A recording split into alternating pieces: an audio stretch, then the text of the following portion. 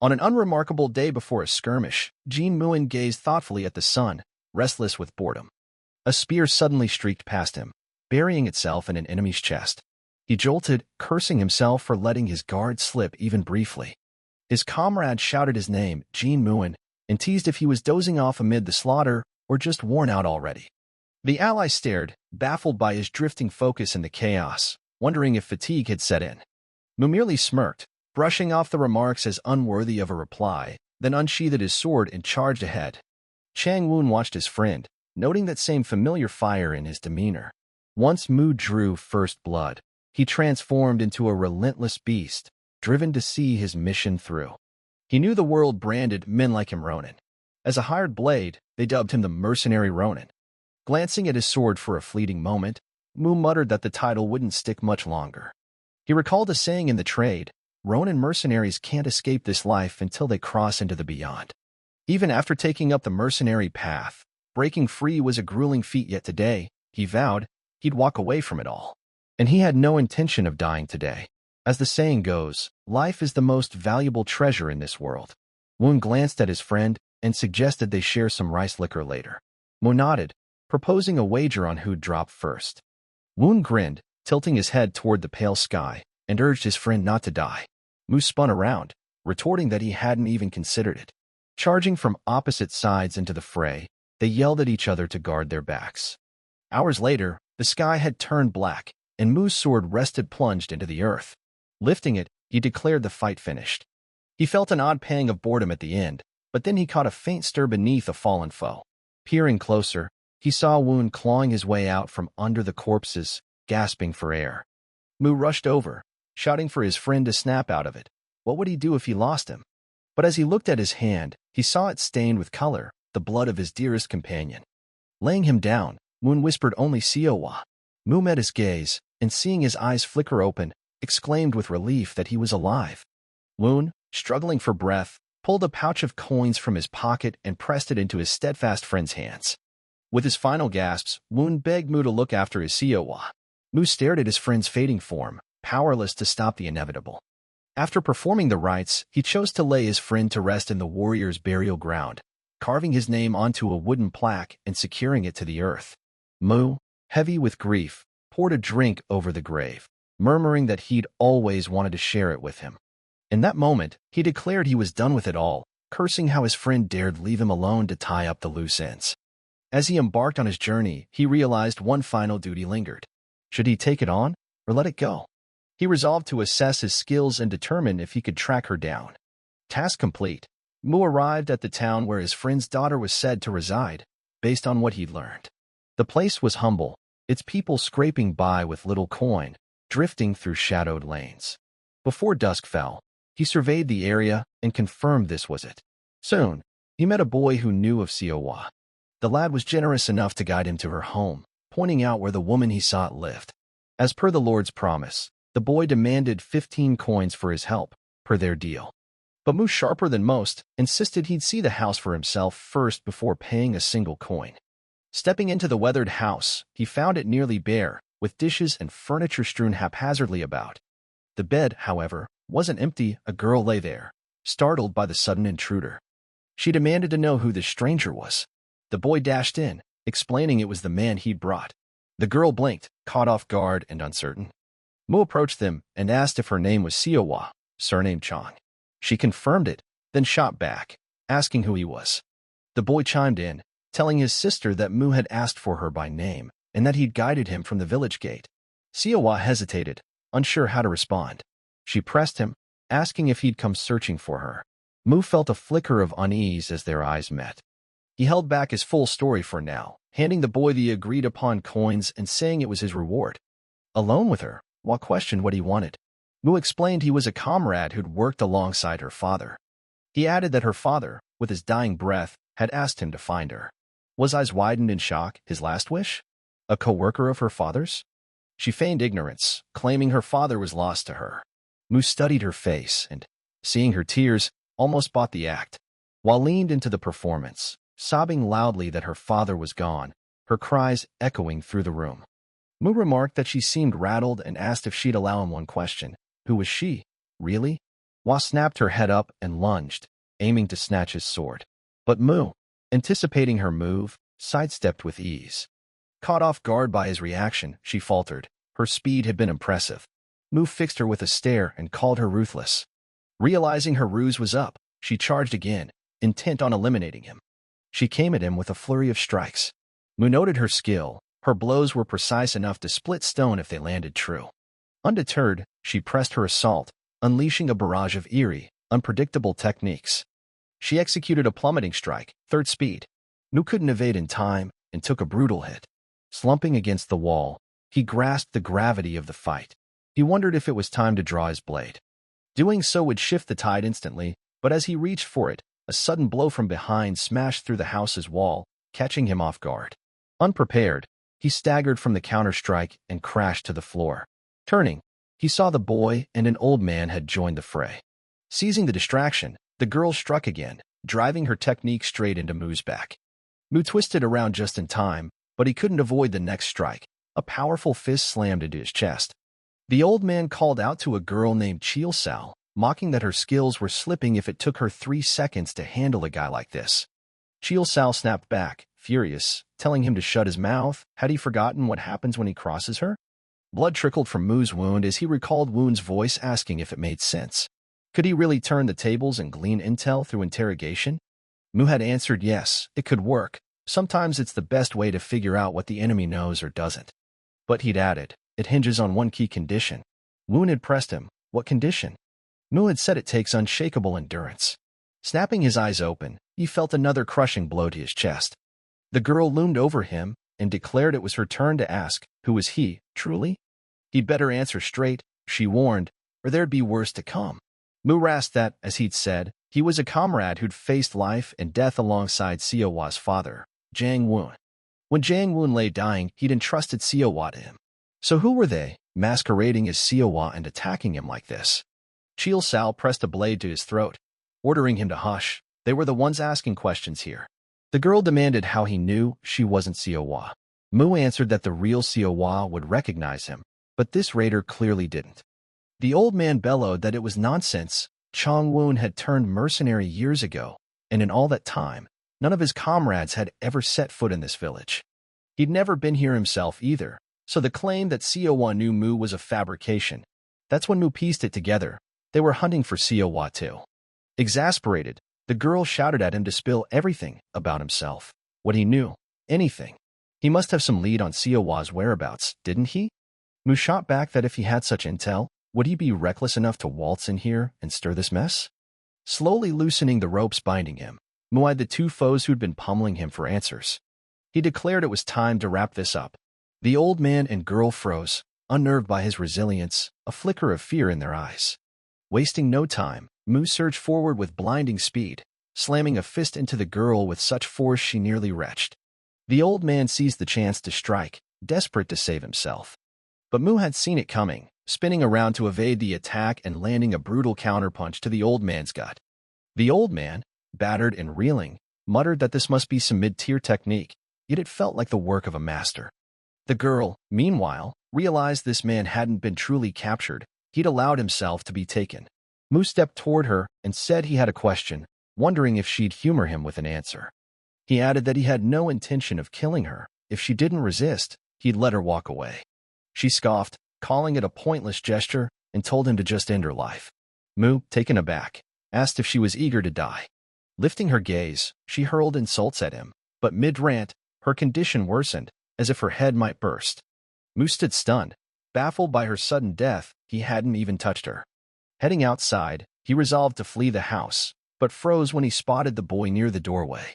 The boy gripped a weapon, still dripping from finishing off the girl, and admitted he'd caught Mu off guard. Mu countered that he could say the same, stunned that someone would so casually slay their own ally. In these chaotic times, life might be cheap, but wasn't this excessive? The boy replied that he didn't know who Mu was, but he drew crossing them. Mu observed the boy's slow demise, his mind racing. What was happening here? Why were these killers hunting his friend's daughter? Now, he'd need more leads to locate Sewa and fast. Thinking it over, who might he find in Luoyang? That very night, a scout known as the Dead Man returned to his sect and reported everything to his leader. The head, shocked, asked if all three were truly dead. The scout confirmed it. Oh Sal, Yuk Sal, and Cheel Sal, all gone. The leader paused, musing that it seemed they'd been caught off guard. The scout agreed, suggesting their foe was a highly capable fighter. He described the one seeking Sewa as a tall young man, though little else was certain beyond his use of an intermediate technique. The head reflected that, despite the simplicity of the man's moves, pinpointing the origin of his martial arts was tricky. What had he done next? The scout reported that after leaving the slums, the man vanished, his trail wiped clean, leaving no way to follow. The head remarked that even Savi's team couldn't track him down. This wasn't some average drifter. It could complicate matters, or, perhaps, turn out to be a boon. The scout then rallied his men, ordering them to keep up the pursuit. Eventually, this stranger would lead them straight to Sewa. Meanwhile, Mu reached Luoyang, arriving at Xianlu Tower. Unlike its usual charm, where nature graces every corner, the city felt different today. A maid burst into Mistress Ro's chamber. The madam, startled, asked Okaya what the hurry was and what was amiss. Okaya explained that a guest had arrived, and the captain had sent her to relay the message. He'd warned that Mistress Ro would have words once she saw who it was. He'd also added a threat, turn him away at the door, and the consequences would be unrelenting. Mistress Ro guessed her visitor's identity and hurried to the garden to meet him. Mu greeted her, noting it had been a while since they'd last crossed paths. Nanhyang stared at him, words failing her as a flicker of irritation simmered within. Mu teased, asking why she hid her stunning face behind such an unsightly mask. Had wrinkles crept in? Nanhyang retorted that she'd worn it so long she'd forgotten it was there. Mu pressed, could she take it off, then? She refused flatly, saying she didn't care if he found her beautiful or not. Mu blinked in mock surprise, asking if she meant it. He admitted he was let down. He genuinely hoped to see Nanhyang's lovely face again. Hyang looked into his eyes and immediately felt love and warmth, and said that this is too much, and asked him why he looked even younger. Mu asked her if she was jealous. If yes, then she lost. But Hyang pushed him and replied that he was still as simple as before anyway. Hyang asked him what he had come to her for. She hadn't heard of any fights he might be interested in. Mu replied that that wasn't the point. He stopped fighting. Hyang was shocked and asked what did he mean. And did he stop being a mercenary? Mu replied that yes, he had one last contract to finish. That's why he came here. Hyang told him that he couldn't be a mercenary forever, right? So he still hasn't told her why he came to her? Mu didn't know how to tell her and decided to ask her to find him a job. Sitting down at the table, Mu said that he didn't want to get his hands dirty anymore, but he needed to make money and all he had learned was to be a mercenary, so there was nothing else he could do. Hyang asked, meaning what he was saying with such a shameless face, then what is it? Mu replied that the last contract he mentioned, he needed a quick buck. Hyang said that from the looks of it, it's related to Jangwon. Mu asked her and said that it was very important to him. Hyang thought about it and replied that it was not fair to make such a face. And actually, one of the bodies just quit, so the spot is open. With his skills, it's not a problem, so she'll hire him. Mu jumped up from his chair and asked, really? As he hugged his mistress, he began to say that as expected, he was grateful to her. She was the only one he could rely on. Hyang pushed him and replied that she had 2 conditions to start with. Mu said he would do anything she asked as long as it wasn't death. Hyang said that, first of all, he must not touch their Kiryu courtesans. Mu was surprised, for his principle was not to stop women coming or going. But Mu said that he was not ready for such a thing. But Hyang got angry and replied that it was strictly forbidden for a bodyguard to touch a courtesan. Never. Mu thought for a moment and said okay, he understood. So what other condition does she have? Hyang replied that it wasn't really a condition, but rather a request from her as an employer. And she wants him to investigate a murder case. Mu asked in surprise, a murder case? Wasn't he hired as a bodyguard? Hyang replied that yes, it's not exactly what Kiryu's bodyguard needs. But she thinks she can trust him with this case. And if he does it right, but Mu interrupted her and said he understood. He will take the case, but there is one thing he would like to ask in return. Couldn't she make part of the payment in advance? He has some pressing business to attend to. Hyang was surprised and asked, had he been given a terminal diagnosis or something? Mu asked her why she was talking about such a thing. Hyang replied that just by seeing him in such despair, she felt like she had never seen him like this before. Mu thought for a moment and replied that he could tell her that there was something to it. Hyang said that was right, and there must be a reason why he was going so far. Yang didn't talk to him for long and threw the bag of money right into his hands, and said she'd consider it a down payment for an experienced bodyguard. That should be enough. And as soon as he has finished his urgent business, let him come back soon. Mu took the money and thanked her and replied that he would return soon. But Yang saw that the thoughts about the wandering swordsman who had never been bound by anything had suddenly changed unexpectedly. At this time, everything was quiet in the local library. And the manager wasn't happy either, because everything was quiet around him. But suddenly, he heard someone coming to see him. Mu came in and asked if Gang Suk-cho was here, for it had been 5 years since they had seen each other in Sichuan. Suk-su stood up in surprise and looked at the guy and said that it was him. But he couldn't stand it and started throwing books at him with anger. Mu expected such a greeting and dodged and said that he was happy to see him too. But Suk-su didn't stop at that and attacked him. Suk-su continued to land the strongest blows and couldn't even stop. But Mu just defended himself and didn't respond. But Su didn't stop at just that and continued to fight him. But Mu did not call him to do so and stopped with his attack.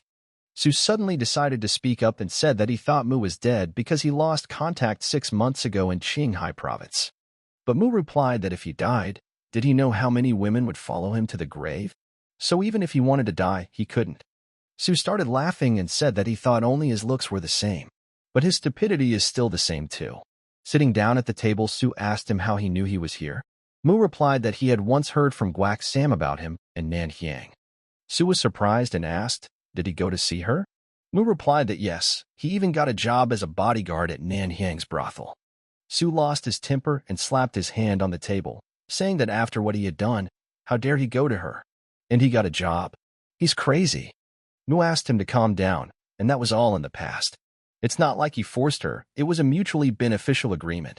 Su calmed down and said that Nan Hyang must have her own reasons for accepting him. What a stubborn man he is. But Su suspected and asked the guy that he didn't come to Nakyang for him, did he? What kind of bloodshed was he planning? Mu pulled out his sword and replied that he was retired. Su didn't believe him and asked again, retirement? The boy replied that it was correct. But Su started laughing and said it was a good joke. He can't believe that Mu has retired. Mu replied that he didn't even expect the old man to be able to believe him. But Mu decided to get straight to the point and said that there were 2 things he was looking for. The first is a girl named Sewa, and the second is the identity of those who are after her. Su thought and asked again, a girl named Sewa? And what is he looking for a child for? Mu thought after his question and immediately remembered all the moments before his friend's death. The guy replied to Su that she was the daughter of his co-worker, Chong Woon, who died 6 months ago in Qinghai. And he asked him to give her his last words and, if possible, to take care of her. This is his last request, his last assignment. Su said he understood about it. But who is after it? Mu pointed and replied that it's not the regular guys, they're the kind of guys who use it. Su took a closer look and asked with surprised eyes, is this Ho Hongak? Where did he get that thing? Mu replied that they were from the guys who attacked him, and one of them had used Seo who as bait to lure him. He was quite skillful, but for some reason, they were desperate to find Sewa, and now he has to find her before they do. And to do that, he needs to know who they are. Su replied that to use Ho Hongak, while still skillful, they are of course also dangerous. He does not care what happens to him, but if he wants to know his opinion. Though it actually looks bad, if he really is retired like he said, then ignoring it is the best option. Mu told him he was right, but remembering those moments showed him that he was the only one in Nakian who could give him information about them.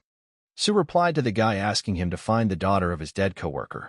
And it looks like he's lived too long. And now he could consider that he was being repaid the debt he owed him 8 years ago in the Heiseo corridor. And he decided that he would help him. Mu got excited and said that he knew he could count on him. But Su replied that he didn't seem to say he'd do it for free. And he needs the money. Mu turned around and said what is there to talk about money when he is returning a favor. Su replied that he wouldn't have agreed to this request if it wasn't for the favor.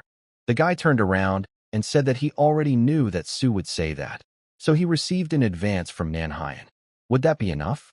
Su took it all in and replied that the job and the advance, the guy sure is the bomb. He will definitely work off that money. Mu turned around after his words and left saying that he would wait. After that, he went to Hyang and asked what was the incident. Hyang replied that there had been a murder 3 days ago. Yang Dok-gun, the son of a Nakyang aristocrat, and a courtesan named Heban were murdered in a brothel called Songgakru. Immediately, the suspect, a young nobleman named Young Ming, was apprehended. He was standing at the scene of the crime, holding a bloody knife. And the problem now is that he doesn't remember anything. This suspect Young Ming is the son of his sworn sister who died 3 years ago. He and his sister Seol are, to her, his niece and nephew. He and Seol know that Jiang Min would never kill anyone. She fell to her knees before her and begged her to uncover the truth and find the real killer. She could do it, couldn't she? After that conversation, Mu headed to Morg Bin, Kindok's office. He asked if they had received a message from Zhu Zil, and now he had a bodyguard in front of him investigating the case. The servant replied that yes, and let the gentleman hurry up. After all, the police are very unhappy about the case. Mu told him not to worry. Mu got to work and said he'd be done soon. He opened the body and began to look at it in detail. The servant was shocked, for he couldn't watch him touch the corpses and inspect him so carelessly. And are all mercenaries like that? Mu took a good look around, and in a moment he noticed something, and said that the man was done, and now he wished to examine the woman. The servant was greatly surprised and asked the guy, was he going to do a woman too? Mu replied that of course. They have 2 victims, he can't investigate only one of them. But they usually only do a cursory examination, and that's why no one trusts the authorities to investigate. Suddenly Mu noticed something.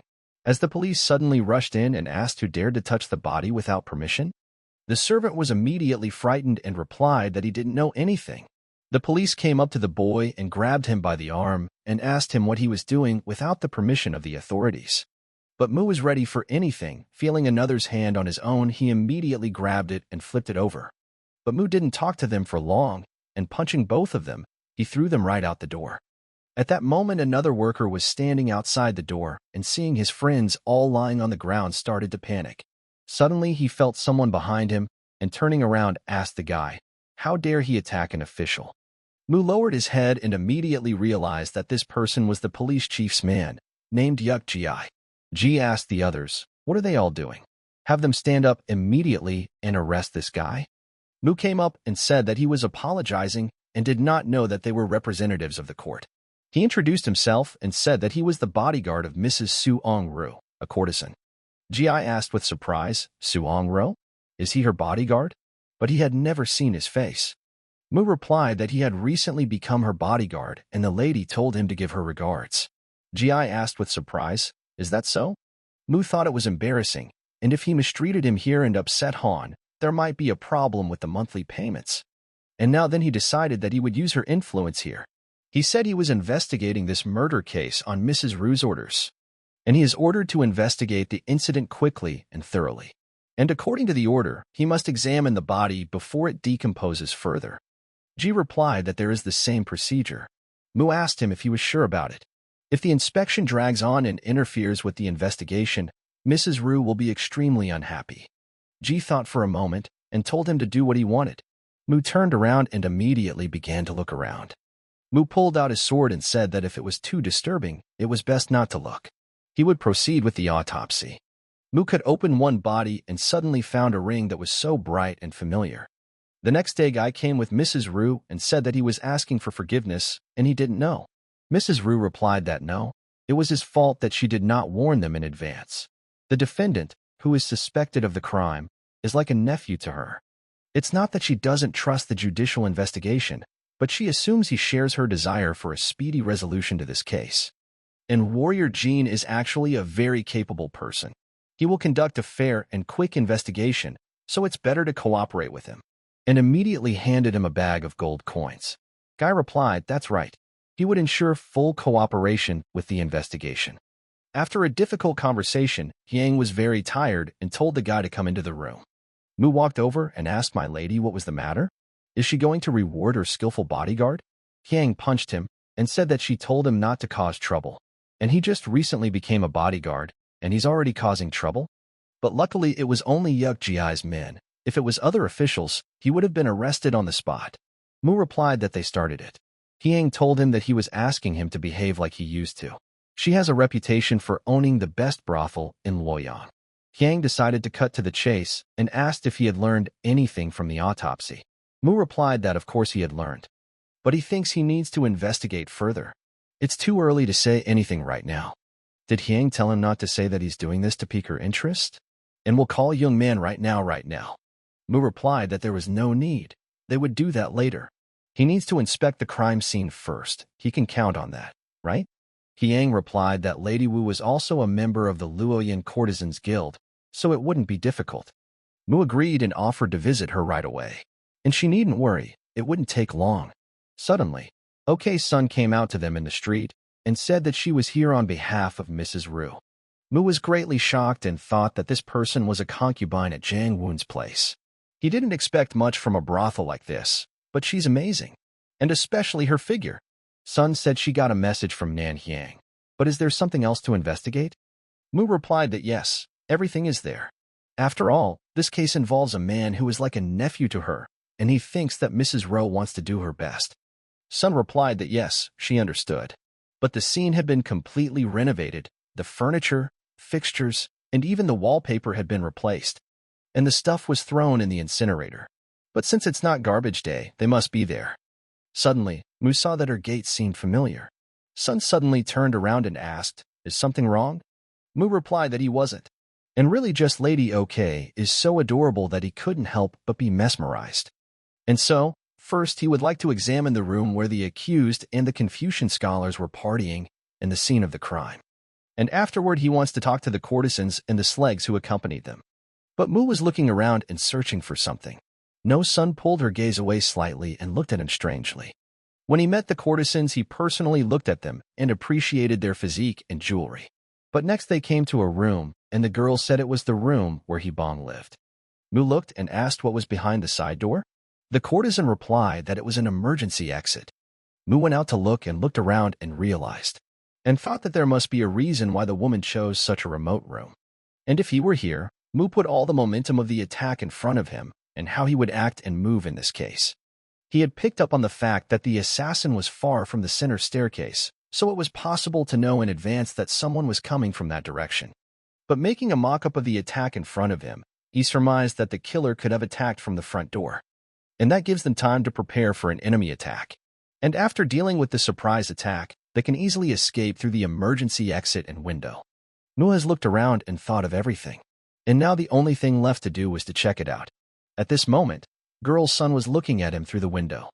At the time, there was a hostage in the prison who was chained to a chair and was a murder suspect.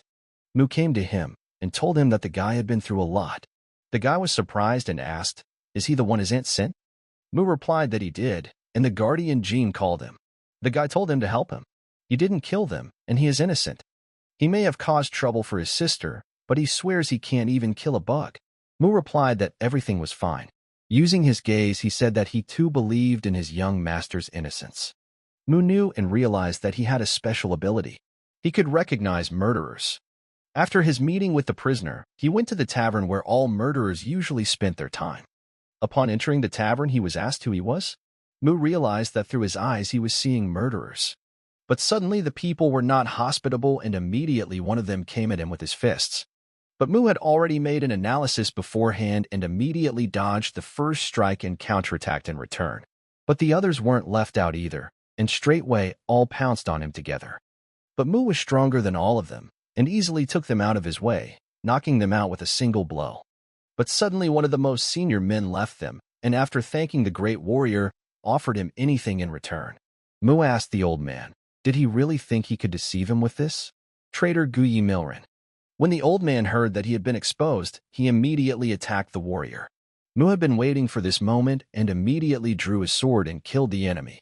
He realized that his ability was very useful for the job, and that's why he was sure the young master wasn't a killer. After listening to the prisoner, Mu said that was enough. The boy was surprised and asked, "Is that it?" Mu replied to him not to worry and there would be good news soon. The prisoner asked, "What does that mean? Is he ending the investigation with one question?"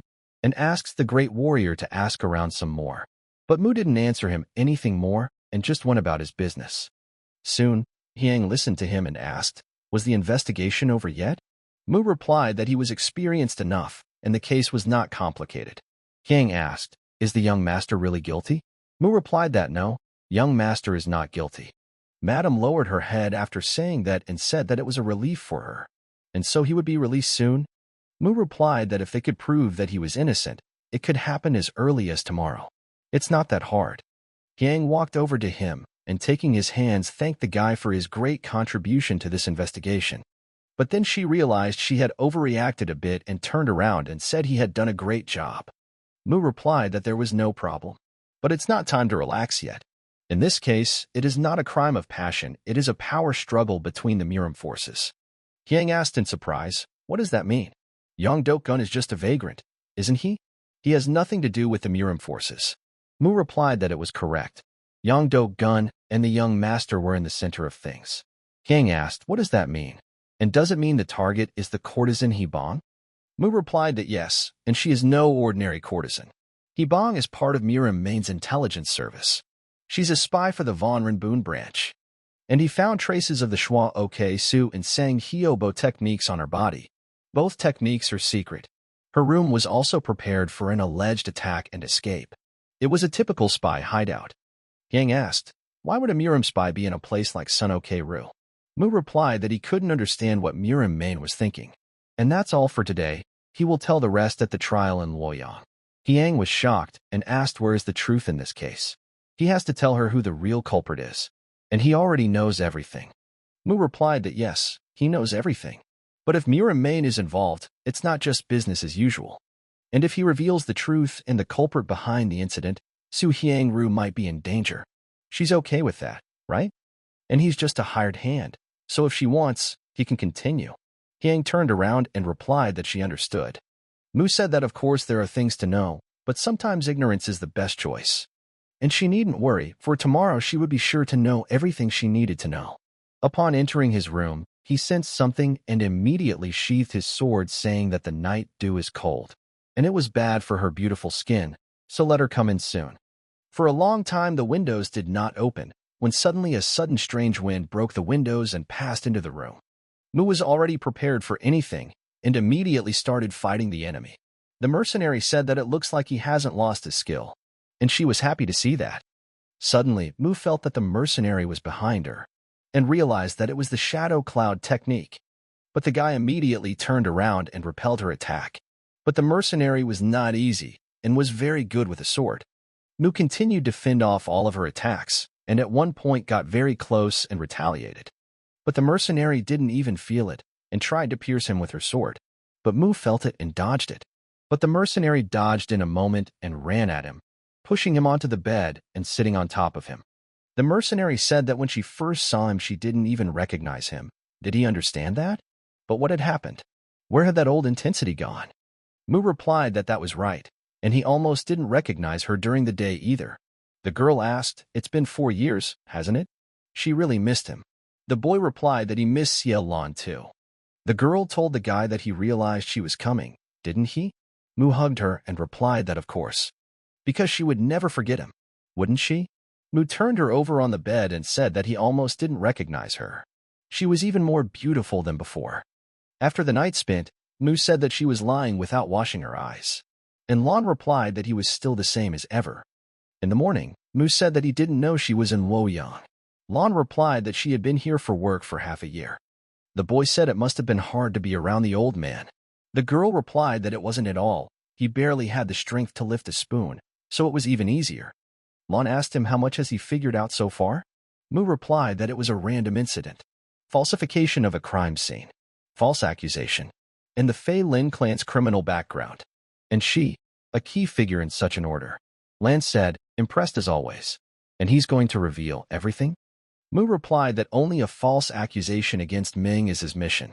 Lan stood up and said that it relieved her. But Guy said that the head of Guyu's secret order, one of the 3 great intelligence agencies in the martial arts world, wanders into a simple brothel in the Luoyang as a curiosity. Lan replied to him that she could tell him if she joined the order. Mu said that she knew he wasn't that kind of person, didn't she? The girl replied that it was correct. Someone who belongs to no one wanders the world of martial arts. And he had always been such a person. But once the truth is revealed, the Martial Alliance will intervene. Then they'll have to retreat. But can't he make concessions? She asked. Mu replied that no. Zhang Min must be safe so that he can get the money from the client. Lan decided to bargain and said she would pay 10 times as much. Mu replied that it was against his code to change clients while working.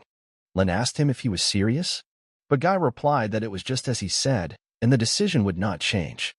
Lon was angry and asked him since when did he start taking up such cases. Mu replied that since he came to Luoyang, there was a reason. But the girl stood her ground and told him that he understood that it was cruel to say such things with that expression on his face. And thanks to him, the mission he spent 6 months on failed. Mu asked, does she hate him now? Lan hugged him and replied that she would like to, but he's even more charming than before. This angers her even more. The girl decided to say a final goodbye to him and told him they would see each other next time. At this time, a trial was being held at the Luoyang Bureau, and the judge was saying that from this moment on, the retrial of Song Gakryu's murder trial would begin. The judge turned to investigator Cho and said that he stated that there was a real culprit in this case and demanded a retrial. And if it turns out to be unfounded, he will be held responsible for the consequences. Investigator Cho replied that of course he was aware of that. Investigator Cho said he realized something strange about the case. And after reading the interrogation reports, Song Gakryu's staff. On the day of the incident, there were several people outside the room where Ming and Gun were, but none of them heard the screams of victim Hebong. They only heard Yang Dok Gun's screams. Ijong Min was found only 10 seconds after the screaming. And despite these unnatural circumstances, because of their love triangle, no one doubted that Jong Min was guilty. And that's why he realized he needed to reinvestigate. He hired a man who knows how to get to the truth in these cases. And now it was his turn. Mu stepped in front of the court and introduced himself as the one who had reinvestigated the case. And tell them the truth on behalf of Investigator Cho. The judge was pleased and gave him permission. Mu turned to Mr. Yu and asked if he really didn't remember the events of that day. The guy replied that he sure did. How could he lie about something like that? Mu said he understood. And as he wandered through the martial world, he heard various knowledge. Among them is the knowledge of a certain toxic substance. And there is a poison called methyl. It is a terrible poison that is often used against women. It is colorless, odorless, and undetectable by silver needles after a while. And on the day of the incident, the culprit could have put it in young man's drink, or made him inhale it. And when a man is poisoned by macho, he is forced to obey the commands of the one who introduced him. The counselor told the judge that the speaker was right, and the judge told him to go on with his story. Mu brought a box with him and said it was time to move on to the next item and offered to examine the corpses of the victims. And if they look at their bodies, they'll see something unusual compared to the usual murder victims. And they need to look at Hebong's hands and forearms. They're covered in cuts and dissections. And such wounds occur when a person blocks an attack with his hands. These are so-called defensive wounds. On the other hand, there are no defensive wounds on Dokgun's corpse. From this, they can conclude Hebong practiced martial arts. That's why he was able to deny the criminal resistance. And the wounds on the bodies are unusual, too. And the demonstration can clarify the situation. When an untrained person tries to cut something with a sharp blade, they will not make clean cuts. And they don't know how to apply the right force or technique, so the wounds are uneven and lacerated. But when someone like him, trained in martial arts, swings a blade, the wounds are clean and precise from start to finish. So did the wounds on the two bodies. The judge stood up and realized what it meant. But Mu had already answered him that it was correct. And it's a case of a complicated love triangle, and an incident involving a martial arts-trained martial artist. To put it another way, it's a case that requires the intervention of a fighting alliance. But as confusion grew at home and abroad, the power of the royal family waned over time. And on the contrary, the power of the militant alliance grew stronger and stronger, and soon they became responsible for security in areas where the government's power did not reach. And so began the conflict between the government and the militant alliance. It was only a matter of time before there would be a clash between them. Eventually, to prevent this, the militant alliance and the government signed an agreement. Wuhan Agreement, concluded in Wuhan, Hubei Province, where the martial alliance is headquartered, gives martial artists the right to investigate and punish incidents between themselves, troublesome, but a martial artist case. The judge told him that this statement is indeed true, and it is an undisputed fact. Hebong and young Master Yang have more than 80 wounds. With the strength of a bone wound, only those who have mastered martial arts can inflict dozens of sharp cuts. Mu said that young Ming, who had never practiced martial arts, would not have been able to do that. And here's another piece of evidence. This is the weapon that young man was holding at the time of the incident. It's assumed to have been used in the crime. And as the judge sees it, it's an ordinary kitchen knife. If such a knife were used to wound bones, the blade would inevitably be damaged. And on God's rib, there's a wound where the blade stabbed in. It is a wound caused by the point of a knife, which cannot be caused by an ordinary kitchen knife. And the perpetrator treated the wound, but couldn't erase all traces. When they put all the evidence together, it turns out that the perpetrator is someone who has mastered martial arts and uses a weapon with a sharp, pointed tip. And this man killed He Bong and young Master Yang, and then manipulated the crime scene and evidence, framing young man for all the crimes. The judge realized that the report that young Ming was not the culprit had not been sent to the authorities. So he asked if he had found out who the real perpetrator was. Suddenly, the old man asked the investigator why he was looking at him like that. Cho replied that he thought Lu Zhu was involved, but he doesn't think he is directly involved in the incident. But the involvement of the courtesans from Sung Ok Ru is obvious, according to the truth that Jin's escort revealed earlier. And if it wasn't for the cooperation of the courtesans who were servicing young men at the time, if they hadn't drugged him and made him look like a criminal, Cho said this means that besides the real culprit, there must be another accomplice among the courtesans. The old man replied that it was only their suspicion, and Cho said he would send guards to Sun OKRU this morning. Suddenly the guards came and told them to open the doors. But starting with the manager Sun OK, the 4 courtesans as well as the 6 maids disappeared. And only 11 people. Although they haven't caught the real culprit yet, it's already clear that this isn't just a love triangle. And this case involves a serious conspiracy involving a militant alliance. He offers to cooperate with them immediately to track down the real culprit. The judge was shocked and wondered why he was hesitating. After all, there were so many eyes watching him now. The judge thought for a moment and said that he had made his decision. Since young man's innocence has been proven, he will be immediately acquitted. The next day in Luoyang, the lady was in her room resting. Suddenly, a servant entered unexpectedly and addressed the mistress. The girl said the previous operation was complete, all traces erased. No one will be able to trace them. The lady replied that it was a good job. The servant asked her if it was really all right. And what if something goes wrong before they get a response from higher-ups and something terrible happens? The lady replied that there was no need to worry about it, and let her just give it to the Lord. The servant suddenly said to the mistress, to avoid future trouble, should they kill that man who came to the brothel last time? Mistress couldn't stand it and started laughing. She said, a puppy who knows no fear of the tiger. That's what it looks like. Let her stop. There are only a few people who know his real identity even in the secret command. Does she know why? This was because none of those who fought him survived. After completing the task, Mu was rewarded with gold coins. Mu was surprised and said why she was so kind to him. The maid replied that he had saved their men's life. She feels it's not enough and doesn't know how to express my gratitude. Also, if the great martial artist doesn't mind, then anytime. Mu was already prepared and introduced Lady Ru. But Lady Ru was so angry that she told him to take the payment and end it all. Yang said he gets so perverted every time his back is put up. Mu replied that it was the one and only color under the sky, which he could do when the flowers came to him first. Yang asked, of course with surprise, why out of all the nicknames had to choose this one? How can you do that to Sewa, who is like a niece to her? And he knows she never stops anyone, so why act like that? Mu cleaned up right away and said he was leaving. But Yang replied that he only calls her Lady Ru at times like this.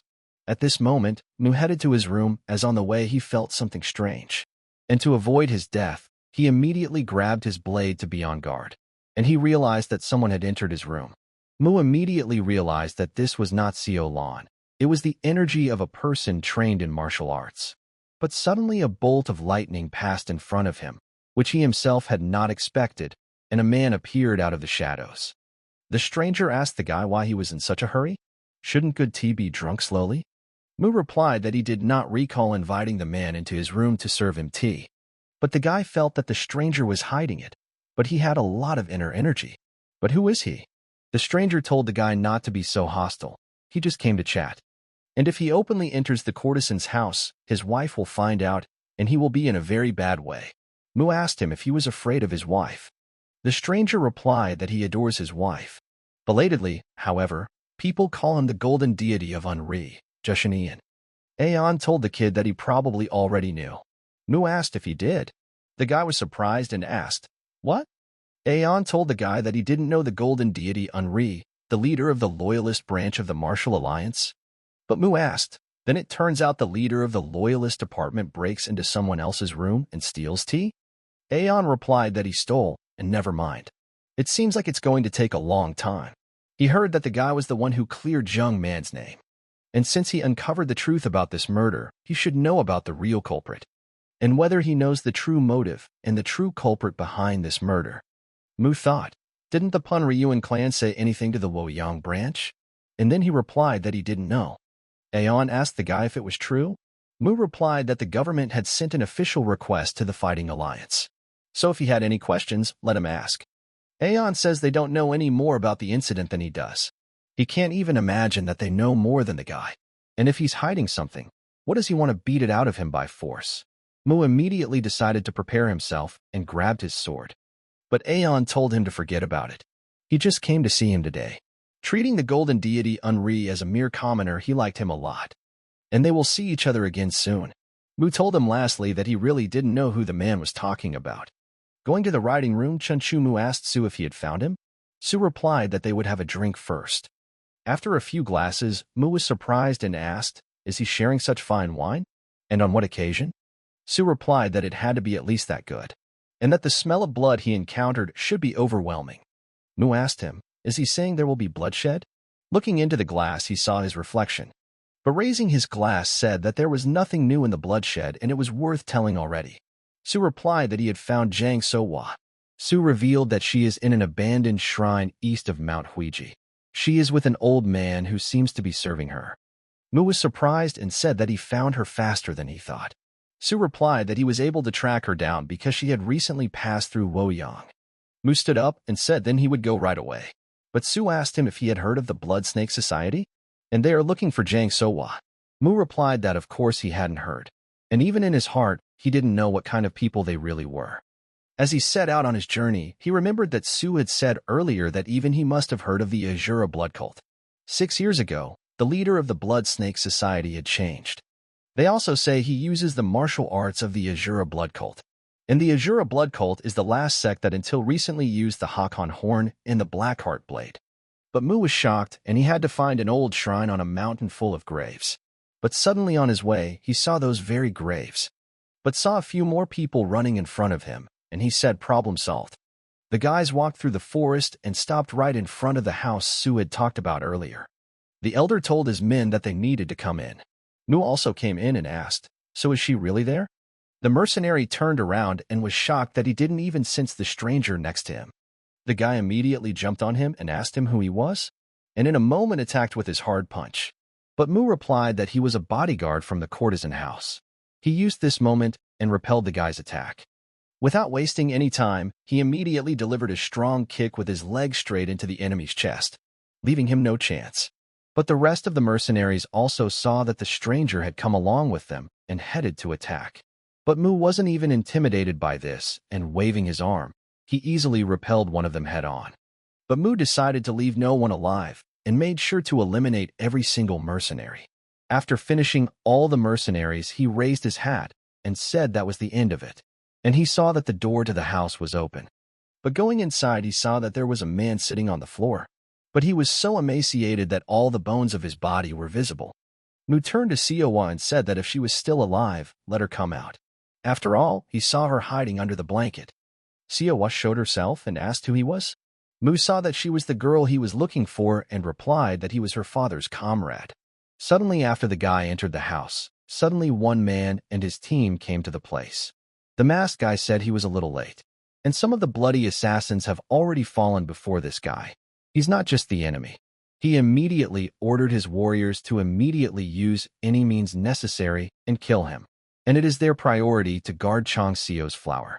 Mu introduced himself to the girl so that she would not be afraid, but the girl said his name and called him Uncle Mu. Mu asked her if she knew him. Wa replied that her father had told her a lot about him in his letters. Mu immediately noticed that this child was very talkative, but suddenly Wa slowly began to fall down with her eyes closed. Mu immediately caught her and saw that her body was very weak, and such hardship for a small child is very terrible. But suddenly the guy turned around and felt that he was not alone here, and they would continue the conversation later. Mu tied her on his back and said they had an intruder, and he prepared to fight them. But the mercenaries didn't stay away for long, and one of them destroyed the roof of the house and immediately attacked them. Mu reacted in time and used his sword to repel his opponent's first attack. He broke his sword into 2 pieces. But he was followed by the rest of the mercenaries, who were already at the ready and understood their job. But Mu decided not to let them live, for they would follow them and find out the location of their home. But one he immediately swooped down on from the air, and as the mercenary attacked, he fell with both feet right into his arm and broke it. And after that, he placed his sword in front of his face, and after that, he immediately used his legs and smashed his enemy in the head. Lastly, Mu told them to choose their opponent more carefully. After that, he also approached the old man. The boy told him he'd worked hard to protect Wa, and now he could leave it to him, and then he could rest easy. But coming out of the door, he saw that he was trapped, and the mercenaries tried to tie him up. But Mu wasn't afraid of that and immediately started swinging his sword and shattered the net into small pieces. The mercenary didn't expect such a turn, for he didn't believe it would happen like this and would easily break their trap. Then the next mercenary threw arrows directly at him that would have paralyzed him. But Mu turned around and started reflecting everything. Stopping one of them, he asked if he knew who he was dealing with. Using the power of air, he attacked his opponent. Suddenly Mu rejoiced, for he saw that everyone was finished. But suddenly he saw a sword in front of his throat, and he immediately turned around. Doing a little somersault, he thought, what kind of disguise is this? After all, a normal person wouldn't even notice. But the mercenary didn't stop there, and continued to attack in various ways, but Mu kept dodging. The mercenary wondered if he had blocked his attack. In no way, he could see through his cloaking technique. But the mercenary decided to act differently and attack the guy from behind. But Mu turned around and shot him right in the shoulder. The mercenary grabbed his hand and asked how could he see his technique. Mu replied that he had encountered a stealth technique far superior to his. The mercenary said that it was indeed, after all, a person with such incredible martial arts skills, that even all 10 Bloodslayers combined would not be able to resist him. And he admits that the attack on him was his mistake. They recognize the damage they've done, so they'll stop there. Mu asked the mercenary if he knew it was bullshit. They started this fight, but it's not up to them to decide when it ends. But the mercenary realized that he would be easily killed and asked that he listen to him first. There's something he doesn't know about this situation. But Mu decided not to leave him alone and put his sword in front of his face. The mercenary was frightened and said that his name was Jang Wook and he was the head of the bloody assassin clan. Brother Jangwon and Uncle Sewa. Let the boy let go of his sword and listen to what he has to say. Mu remembered that brat Chong Wong had talked about Sewa, but never once mentioned his family ties. But in other words, it's not something he should care about. Mu asked him what he wanted. Un was surprised and asked what? Mu attacked the guy and replied that Jang Wong had asked him to protect Seo Ho. Whatever he was to her, if he interfered with his request, he would simply destroy him. Wook immediately grabbed onto his sword and yelled at the kid to stop, and realized that it was already his child. Mu told Seo to bear with her a little longer. Wook defended himself and asked him to stop, but didn't understand why he was doing that. And he's not even a blood relative of Seo, and there is no need for him to be. Mu replied that that's right, he's not blood related to her. Mu raised his sword into the air and immediately attacked his opponent with his first attack, not even leaving him no chance. Wook was shocked and didn't understand why he didn't come, but Mu said that the mercenary was running an errand. And is there anything else needed? And he looked at the girl and said that this guy was her uncle. And then he saw her pass out. Mu asked that she not die. After all, he didn't find her to bury her. After all this, the chief arrived on the scene and told Bodywook that he had disappointed him again. If he didn't want to die so senselessly, he had to report that Jin Muon was the one who killed the 3 members of the blood sect in the slum. And he knew one was on the east coast, but to see him here. But why did Mu take Seowa? Mu took her to her room and gave her a bed to rest on. But suddenly Hyang came in and asked how she was. The girl looked and asked, isn't she the child of his comrade? Mu said yes. Thanks to the doctor she called, she felt much better. Hyang said that for her information, it wasn't free. She would charge him for it. Mu replied that no problem, he didn't plan to be in debt for long anyway. Hyang was surprised and asked with astonishment, what? Mu replied that this child was being hunted. They probably won't give up that easily. And if Seowa stays here, Suyong Pavilion might be in danger. He needs to go somewhere else before that happens. But Hyang told the guy that it looks like he's underestimating her. She's the owner who made Suang Pavilion the best brothel in Nakiang. Does he think she wanted in some gambling den? She fought off countless rivals who were jealous of her, and even made government officials and those in power their allies to build it. And what does he think? Someone would dare to invade her Suyang Pavilion and even kidnap a little girl. And let the enemy try, if they dare. He'll regret it. And besides, whatever happens, he'll protect the child, won't he? Mu said that it was even kind of too much already. But Hyang replied that she didn't expect him to be able to find a decent place for a girl, and let him not even think about going anywhere else and take good care of the baby. She already has plenty of work for the future. Mu replied to the landlady that he understood. Hyang told the guy that his skills were too valuable to waste on a bodyguard in a brothel. How about a part-time job, like a bounty hunter or a mercenary? Mu asked with surprise. A part-time job? Hyang asked him, what does he think? Raising a child for free? He said he needed money, right? With a baby in his arms, he's going to need more, isn't he? But not just blood and guts. If he works in their Suyang Pavilion, where all sorts of people come and go, there will be no shortage of work. Mu replied that he would think about it. But Hyang said she would wait for a good answer. Sewa can stay here for a while. Mu walked over to the child's body and said that he was unmarried, and even with a child. But at that moment, a strange energy passed through Wa's body. Suddenly, after a few hours, Wa regained consciousness and opened her eyes. But she didn't realize where she was. Mu saw this and asked, is she awake yet? But she's safe now, so she can relax. Wa immediately stood up and wanted to thank the master. But Mu replied that she shouldn't force herself, she had barely survived after all. But Mu decided to talk to her and told her that she had a lot of questions for her. But would she be able to answer them? Wa wasn't surprised and just kept quiet. But Mu asked her why the assassins were after her. Jiang Wen never said she would be in such a situation. Wa replied that she had made a big mistake. Her uncle had chased her and her father, trying to catch them. And her father had left her in the care of her teacher. He thought he could protect her that way. Mu wondered and asked with surprise, a mistake? And what mistake could have made him so desperate to pursue her? Wa replied that she let her uncle know about her abilities. And when she touches an object, she can read information about the person it belonged to. But Mu wouldn't believe anything at all and asked her, what is this nonsense? But Wa was shocked that he didn't even believe her. Wa said she knew it was hard to believe, but it was true. Her father knew about her ability. He told her never to tell anyone about it.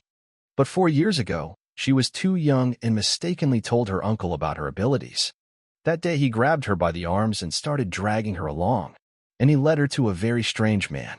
Her uncle tried to take her to a very scary man. Her father took her and ran away. He left her with an elderly servant and sent her away. And just like that, running away from her uncle, she accidentally touched his thing. And then she came all the way over here. Mu said she wanted to say that Changwon came to Qinghai to meet him and her. But honestly, it's hard to believe. But if what this kid says is true, I suddenly remembered what my friend had said about the dark soul. Mu thought for a moment and told the girl that he would ask her one thing. Her father had told him before he died that she knew about the dark soul. It's a secret that no one in the world knows but him. He never told her father about it. But nevertheless, Chang Woon knew about it. And did she really know it because of her ability? But then what was that thing she touched? Let her show it. Wa replied that there was something before that she wanted to confirm. Mu was surprised and asked, confirm? And what does she mean by that? Wa asked him if he was going to continue to fulfill her father's request. Mu sighed and replied, what a brave child she was. If she really saw her memories, she should know what kind of person he was. And to take something from a little girl like her, as easy as breathing. And knowing that, she dares to test him? Wa replies that she actually knows how scary he is. But still, she knows he won't do that. With a little kid like her, he's very good at talking. Mu said he would ask again, if her ability is real, she should be able to look beyond the dark soul. It is possible, right? Wa replied that she couldn't look beyond her limits with that body. It would take a lot of energy. But once her body recovers, she can begin, and gives him the words, in this case. Mu thought and said that he would definitely fulfill her father's request. And now he realized why he had been looking for her. After all, a lifetime spent as a mercenary, wandering, it makes no sense for him to care about Wa just because she's his comrade's daughter. And that's why everyone who knows him is puzzled. He hoped that Wa's ability to recognize a dark soul was real, so he sought it out. But certainly not for such a trifling reason as loyalty to a comrade. But Mu told her that if it was all a lie, let her not think that he would be lenient with her just because she was a child. After all, she would still pay for her lies. Wa was frightened after his words and began to cry. But Mu realized that he had gone overboard with the threats, and now he couldn't call himself a normal adult. But it can't be helped. This is how he's been living, and this is the only way he knows how to behave. But suddenly Wa said that he was the only one she could trust now anyway. But Mu realized that he was no longer a mercenary. And in that case, he told her that if she kept her promise, he would protect her even if it cost him his life. He thought that after saying that, he could apologize to her. Wa cried even more and thanked her master. Wa pulled an object out of her bag suddenly and said it was the object she was reading his memories from. Mu asked her where did she get it. She bought it from a traveling merchant selling goods on the street. Mu told her that if she could read memories, she had to have seen the person who gave it to him. Wa replied that was correct, and she had seen her. She was a very beautiful woman. Mu listened to her and said that this once again confirms her ability. Luoyang is a very strange city, and the memories of old friends are scattered like this. Afterward, he came to see Leji Hyang. She asked him if the conversation with the child had gone well. Mu replied that yes, and he had learned everything he wanted to know. Hyang listened and asked him if he had been rude to her. Mu suddenly replied that he wanted to ask her something. Hyang asked, her? Why all of a sudden? Mu called out Dan Ryun's name and said that he meant her. Doesn't Hyang know if she's at Zhongzhong Manor right now? Hyang asked him why he was asking about her out of the blue. Mu replied that he was just curious, that's all. Hyang immediately thought of his cheating and said that they used to be inseparable and now he doesn't even know where he is. But Mu didn't answer anything, for he really didn't know. But Hyang asked him again, did he really not know? And he was just unbelievable. Mu suddenly conspired and asked her why she was paying attention to a woman who was nowhere to be seen. But Hyang replied that she knows, and that's what makes everything so strange. Why is she suddenly so interested in someone who is no longer there? Mu pulled his gaze away and replied that there was no reason, and that was the truth. And he wasn't planning anything. He was just curious. But Hyang said she doesn't believe him because she has known him for a long time. But if he's so curious, she can tell him. And he will still find out for himself if he wants to. Hyang said that Dan Ryun was from the Zhongzhong clan. But Mu was shocked when he heard that and knew what it meant. Hyang continued and said that if the daughter of the fallen Dan Ri clan is in the number 1 Zhongzhong clan in Hanam, isn't it obvious why? Dan Ryun became the concubine of the young lord of the Zhongzhong clan, Mu Guansama. It's been 8 years now. Mu was in shock and couldn't digest all of this. He asked with surprise, concubine?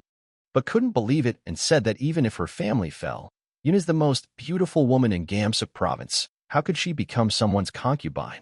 Hyang asked him, what did he himself think? After becoming the concubine of the Zhongzhong clan, the Dan Ri clan was able to regain its position to join the 5 great clans of Gamsuk.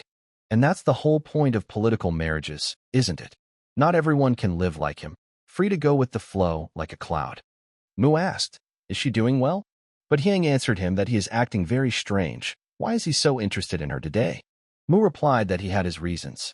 Because he had given it to her, and she had somehow found her way back to him. Hyang looked shocked and asked, did he give her the black shadow pearl? And now it's here? But how did it happen? Mu replied that Sewa had it. She said she had bought it from a strolling vendor at the market. Hyang said that's why he's asking about Dan Ryun.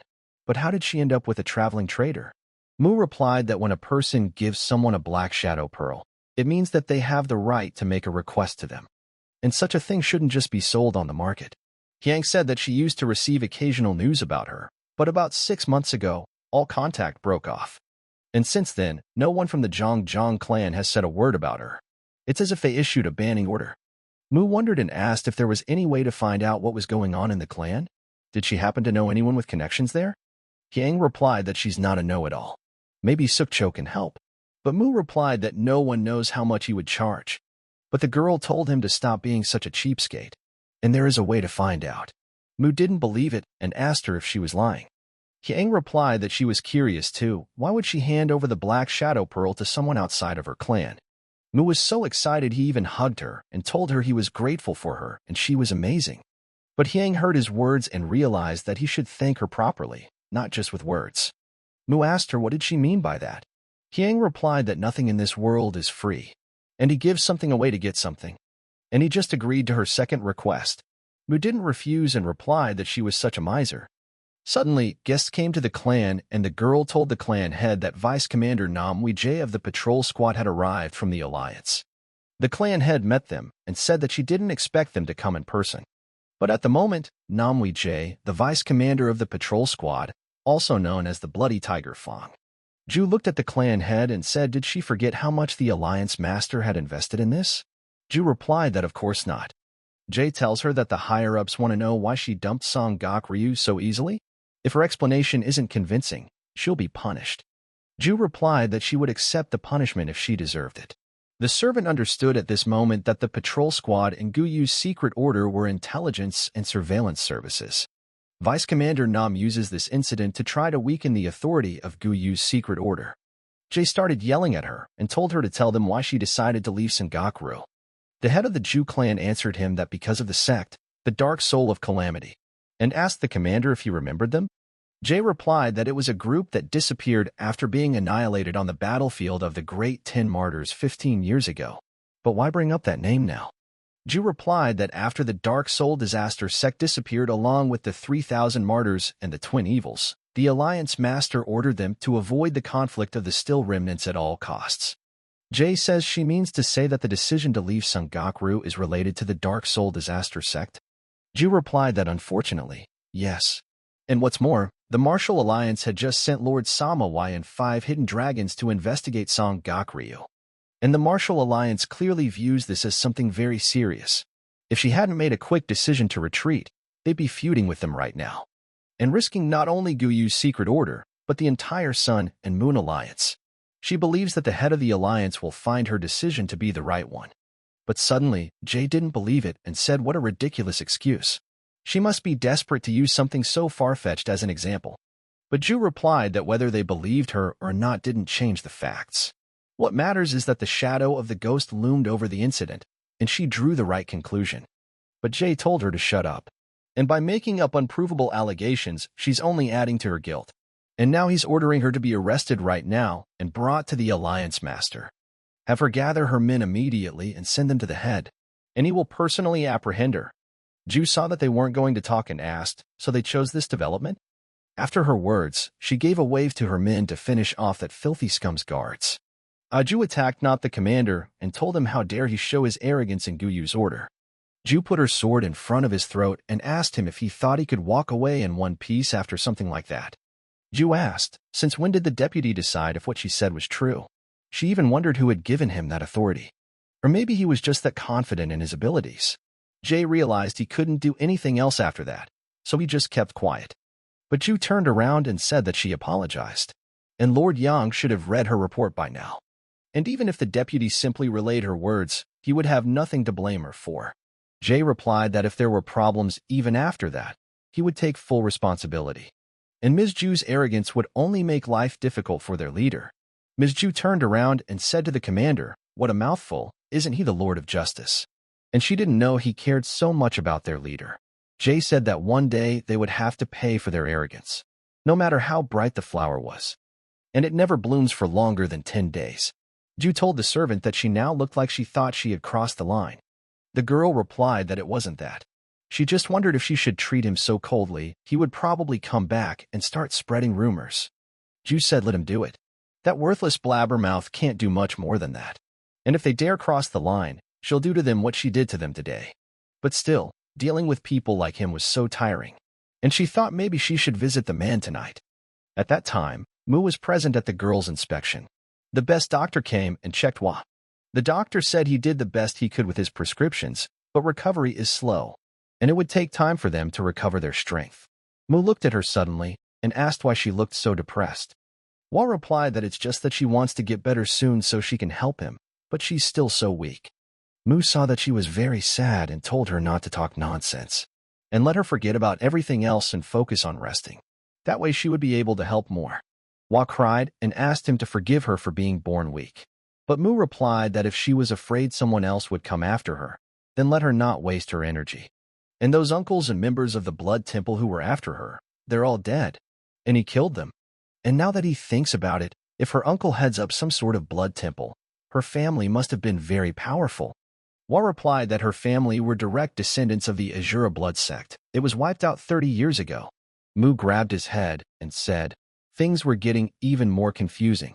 The Azura blood sect were notorious for their sorcery and techniques. It was an openly heretical sect, and leadership was passed down through women. That explains the child's unusual abilities and nervousness. No wonder she's so nervous. And the Azura blood sect was the main target of the Martial Alliance during the great military upheavals.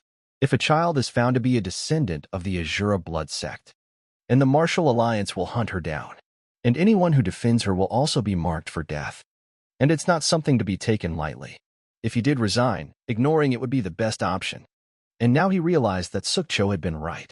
He'd gotten himself into a mess he'd made himself. But he knows was worried sick, Mu said. And so she needs to focus on resting and recovering. Don't worry, whoever comes after her will protect her. Hua cried at those words and thanked her uncle. Mu said that she was a smart child, but she thought too much. And now he's talking to Ru and seeing if she can help with some small task. Hua was overjoyed and thanked her and promised that she would do her best. Mu replied that of course, as she would make a full recovery. Suddenly he remembered and said that if her real name became known, it would cause problems, and it would be better to give her a new name. After thinking about it, he decided that she would be Jean Soso from now on, and she would be his niece. The girl smiled at her new name and rejoiced. Upon arriving at Mrs. Ru's house, she asked how the child was. Mu replied that she was slowly recovering. It would take a long time for her to regain her strength. Ms. Yang says it's quite amusing to watch, and as she sees it, Mu is playing the parent. Mu got angry and replied that he had been told by a bachelorette who had never been married. Yang said it's okay to let her stay until she feels better, and Suyang Pavilion isn't so small that they can't take in one child. Suddenly, she asked Mu if he was still curious about Ayun. The guy said of course and asked her why she was asking. Yang replied that things have been tense in the Sama clan lately, and that prodigy, Sama Hui, who was the most talented in the clan, was in a martial alliance but had recently returned if rumors were to be believed. Yang asked the guy if he knew him. Mu put his head to the side at the moment and pretended he didn't understand who she was talking about. Mu realized that this was trouble, and he was the only one who thought it couldn't get any worse, and why he should go back now. Mu said he didn't know who she was talking about, but Yang thought it was very strange that he took his gaze away from her and realized he was lying. Yang approached him from behind and asked him if he was sure. Immediately, Mu replied that he thought he had heard of him before. Yang said that this child is known as the Azure Dragon of the Heavens, one of the 10 martial arts masters. Mu asked if he was too old to be called a child. The lady replied that she had heard that he was 24, but how did he know that? Mu said, it's not like they don't allow teenagers to join the 10 masters. And in any case, they know the Sama clan is up to something, and suggested she focus on the request. Yang replied that that's exactly what she was going for. And the customer for this job is Georgina. If he's a member of the 7 cultivation colors, doesn't he have a bodyguard? If it's about asking for one, can't he just ask for one? But of course the point is that it's about a bodyguard. Mu laughed and asked, had he forgotten his job and was trying to hit on Georgina? Dealing with guys like that was his specialty. Yang replied that's not the point. Does he think all men are like him? Mu said he doubts Nian Yang would put up with that. So what's the matter? Yang replied that he would find out directly from her. Anything she could say, and if he took after that request, he would get information about the inner workings of the Sama clan. Georgina would make sure he was well rewarded. Mu listened to her words and went about his business. But on the way, he thought, why had Yang built Sten Lu's tower so tall? Yes, will fall just trying to get here. As he climbed to the very top, he saw a huge door and realized that Georgina was here. Mu opened the door and immediately introduced himself. But suddenly in a moment, he saw a fist in front of his face and immediately repulsed her. The warrior who was in the room didn't want to stop and kept throwing meaningless blows that Mu defended himself against. Mu said that he had heard that Xian Lu's 7 colors were almost impossible to encounter, and he didn't expect that this was actually the case. Mu didn't deal with him for long, and using an ice punch, he slashed at the guy and wounded his body.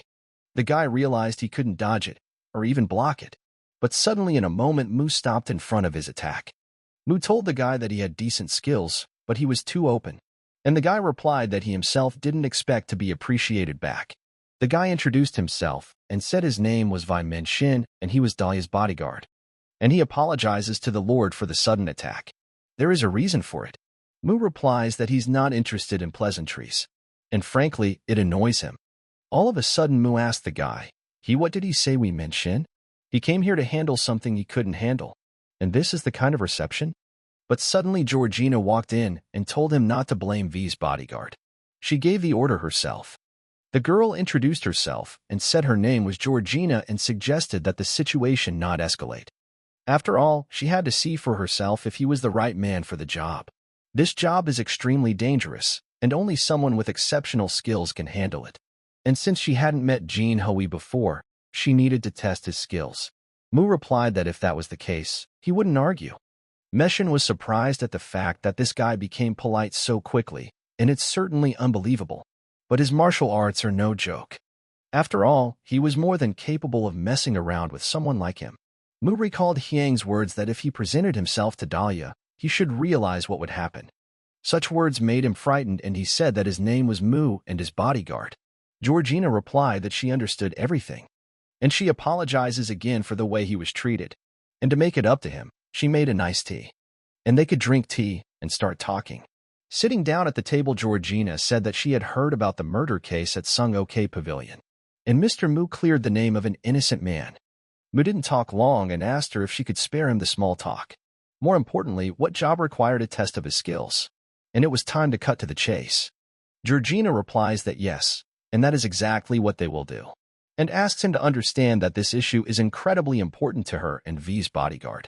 And if it is not resolved, she will be forced into an unwanted marriage. Mu understood and asked her to continue. Georgina said her real name is Gaku Sol, and she is a descendant of the Gok family, practicing martial arts. And for more than a century, the Gok family ran a small martial arts school in Luoyang. But after her father, Gok, lost a duel to a traveling swordsman, the family's fortunes began to crumble. Her father had endured ridicule and scorn from the Luoyang martial artists, and all of his students had left. After that, he tried everything to revive the family, but nothing worked. And 3 years ago, her father borrowed a large sum of money from a man named Jin Junhee. But in the end, he was never able to save the family. Her father passed away because the internal trauma from sparring made itself felt again. And even her mother became ill. In order to take care of her younger siblings and pay her debts, she became a courtesan. But luckily, she joined Sukyan Chilewa and was able to save enough money to pay off all her debts. But at the last meeting to settle things, Jin Zhong he talked about something unexpected. That day, Junhai said she probably didn't know, but her father borrowed even more money from him than he did here. And that person presented a promissory note stamped with the Gok family's martial arts school seal. The amount was huge, far more than she could ever hope to repay. Mu thought and said that perhaps Junhee had offered some conditions in exchange for destroying the promissory note. Georgina was surprised and asked how he knew about it.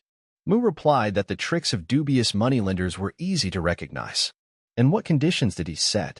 It was a forced marriage, wasn't it? Georgina replied that yes, that was correct. But he didn't propose himself. He wanted her to marry someone else. Mu asked, and for whom?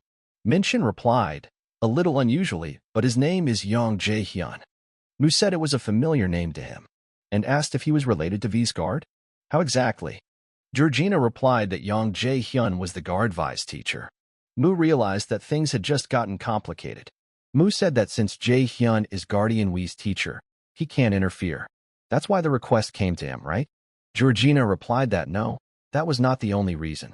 Mu was surprised and asked that they tell him the details of the request, but let them keep it in mind. He actually stepped away from the mercenary business. If the job involves destroying a promissory note or killing Junhai or Jae-hyun, he'll refuse. He doesn't do that kind of work anymore. Minshin got angry and asked, killing the teacher? Let Mr. Mu watch his language for a while. Georgina saw this and asked him to calm down. Mu said he would consider that the wrong request. Georgina replied that Guardian V tried to help, even knowing that his teacher was involved. But she strongly advised him not to do so. Guard V's entire family works as servants for Jae-hyun at the Baireg Martial Arts School. If Guard Vi gets involved, his family could be jeopardized. V was angry and said it was all because of him. Georgina said she couldn't let V's guard take such a risk for her trouble. Mu noticed something and was even surprised, and thought, what exactly does Hyang want from him? Is he supposed to play the role of matchmaker between these two? Georgina said what she disliked most was what Junhai said. Until the last day, Her father had never once mentioned additional debts, even on his deathbed. And he wasn't the type to hide such things. Mu said that the promissory note was fake. Georgina replied that it was, and asked Jin's guardian to prove that it was a forgery. After all, he is the legendary guardian Jin, who has exposed injustice against a deserving subject in a single day, and his martial art is unrivaled. And she's confident he's up to the task. Mu realized that the scheme to forge the seal of a martial arts family and the involvement of a famous school, it's really not an easy case, and needs someone with his skills to check it out. And now, of course, he understands why Nin Hyang recommended him. He's the only one who can do the job. Mu told them that they knew he wasn't cheap, right? Georgina asked him in return if he was accepting the request. Mu replied that yes, 15 yen as a down payment. If he fails, he won't ask for more. But if he succeeds, he needs other compensation, not money. Does she agree to the terms? Georgina immediately replied that she agreed. Taking the money in his hands, Mu said that they had reached an agreement. And now he could leave him everything. And now he had some questions for Lady Gok. Georgina replied that she did, and she would answer what she could. Mu asked, the seal on the promissory note, how similar was it to her family's original seal? Georgina replied that it was so identical that it could not be distinguished with the naked eye. And their seal has intricate patterns that follow certain rules. And it's not easy to fake. Even a perfect fake won't fool her. Mu thought and said that even if the fake was so good that Lady Day couldn't tell, it should be the work of experts. And does she know anyone in Luoyang who could create something so flawless? Min Shin replied that he had asked around. There was no one with that level of skill in Luoyang right now. Mu said that since there is no one now, there was someone in the past. Min Shin replied that yes, that is exactly right. Mu asked, and who was it? Min Shin replied that his name was Udok Sam, but they had no reason to suspect him. Mu asked, why not? The guy replied that because he was dead. More than 5 years ago, long before the promissory note was drawn up. Mu listened to their terms and came to the lady immediately afterward. Hyang met him and asked him why he was so annoyed. Let him calm down a little. But Mu still couldn't cool down and asked, isn't this like defending a lover under the guise of asking? Is he some kind of bridge to reunite separated lovers like the shepherd and the weaver? But Hyang asked him back, isn't that nice? At the very least, it's a request to kill someone. Or does he prefer to get assignments like this? Mu replied that of course he didn't mind earning some money. But Hyang told him that if he completed the task successfully, Unsol would introduce him to someone. The guy hearing such words immediately took note. The girl said that with someone who was well versed in the inner workings of the Sama family. Mu replied that since he had taken the job, he would do it properly. But Hyang said that of course Yunseal and Vi's relationship should never end. Mu asked her, why didn't she just tie them together with red thread? But he had already figured it out, and he's no longer accepting requests to kill people. And he's not going to solve problems that way. He asked her, had she ever investigated the case of Udok Sam? Hyang replied that he was not only a top-ranking expert in Luoyang, but also one of the most famous forgers in Hunan province. He died of an illness 5 years ago. And she had also heard that he had a wife and daughter, but 7 years ago someone had killed them. Mu was surprised and asked, had his family been killed or something? Hyang replied that he had many customers, but also many enemies.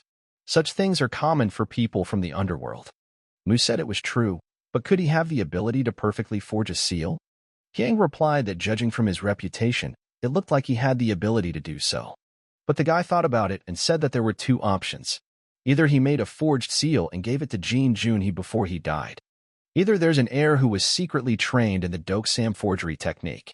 Hyang asked him which he thought was more likely. Mu replied that they would only find out after further investigation, and let her tell him everything she knows about Jae Hyan, Master Vi. Hyang said that he is 47 years old. His nickname is Flying Dragon Spear. He is the owner of the Flying Dragon Fighting Hall. With a history of over 50 years, and with considerable prestige in the orthodox martial world of Luoyang. And about 1.5 years ago, he made a lot of effort to woo Yunseal, but he was constantly rejected. Because of his pride, he acted cautiously, so the rumors didn't spread. Mu said that an old man who had lived for many years was acting so ridiculous. But suddenly he remembered and asked, when did we mention become a bodyguard? Hyang replied that 1 year ago, of course she knew he was Jae Hyun's disciple, because the latter had personally asked to accept him. And he shouldn't even be asking about it. Does he know how many rats are gathering around the liquor and vodka business? and to do business here without problems. Whether it's the Orthodox sects or the Sama clan, you have to maintain close relationships with sects of a certain size. Mu asked, so she needed the support of the Flying Dragon Battle Hall? The girl replied that that was exactly the case. And besides, Wei Min-shin is a naive kid with no experience in the martial arts world. If used correctly, they would be able to learn more about the Flying Dragon Battle Hall and Jaehyun's movements. But even she didn't expect that Yoonseol and Vi Mechin would fall in love with each other. Mu said that people's hearts are unpredictable. But does young Jaehyun know about their relationship? Hyang replied that no one but her knows, so how can he know? Mu replied that in general he understood everything. And now that he would start investigating everything, was there anything he should be careful about? Hyang was surprised and replied that it was the first time she had heard him say that. The guy said it was because he was no longer alone. People change, don't they? The girl told him not to forget that the Flying Dragon Battle Hall was a branch of the sect related by blood ties to the family, Sama. And yet, it's the least notable sect of the 9. And if he touches them carelessly, it could get him in trouble with the main family, so let him be careful. Mu replied that he understood and would keep it in mind. Suddenly, Hyang remembered and said that he didn't know the geography of the area very well. And doesn't he need a guide? Mu replied that he had already found one, so there was no need to worry. The girl was curious and asked who it was, but the guy didn't answer anything and went straight out into the city. She recalled that simply proving that the promissory note was fake would not lead to a judgment. The ideal scenario is young Junhai burning the promissory note with his own hands and Jaehyun giving up Yoonseol. But he realizes it won't be easy. When Mu entered the restaurant, he asked the waiter to bring him 1 teapot of oolong. The girl replied that it would be right away. Guy decided that for now he would focus on proving that the promissory note was fake. Suddenly, an unknown guest entered the restaurant and Mu said that coincidentally, he was alone, so there was an empty seat next to him. And if she had nowhere else to go, why not have tea with him? The girl asked him in surprise, had he noticed? After all, she actually put a lot of effort into disguising herself. Mu replied that if Seo Lan said so, maybe she could at least put on a mask. Lan said that he speaks as if he knew she was coming. Mu replied that because he knows that Seo Lan's heart is unwaveringly loyal to him. Lan said she was amused and asked if he was too cocky. Mu asked in response, then why did the department head in the midst of her busy schedule come to see him? And why is she looking at him so intently? Lan replied that maybe then they would go to the inn immediately. Mu replied that it sounded good, but there was something he needed to do first. Lan said she thought so when he walked out of Suyong Pavilion. The guy replied that this time he was taking the case to solve it and he needed the information it was located. And as long as she tells him, she can take him around Luoyang. Lan replied that it wasn't even funny, and she is an incredibly busy woman. But the guy said that if she didn't help him, she would suffer huge losses. Lan asked in surprise, what kind of losses? Mu replied that the reason why she stayed in Luoyang for so long, and what she was looking for at Sun OK Pavilion. And if she helped him, she could get a clue about it. Lan realized she was in a desperate situation and decided to speak up. But Lan asked, and how could she trust someone who lies as easily as he eats? Mu replied that Seo Ran should decide that. Suddenly raising his glass of tea after saying those words, he mentally destroyed the bottom of the mug out of anger. Lan was surprised and said he'd gotten even rougher since she'd last seen him, and maybe it would be quicker to get him to spill everything he knows, and have Mu tell her why she should leave his limbs intact. And while she waits for his answer, she will think of ways to play with him. Mu said no, and she would never do such a thing. Lan was surprised and asked him why. The boy replied that because Lan's feelings for him were unwavering.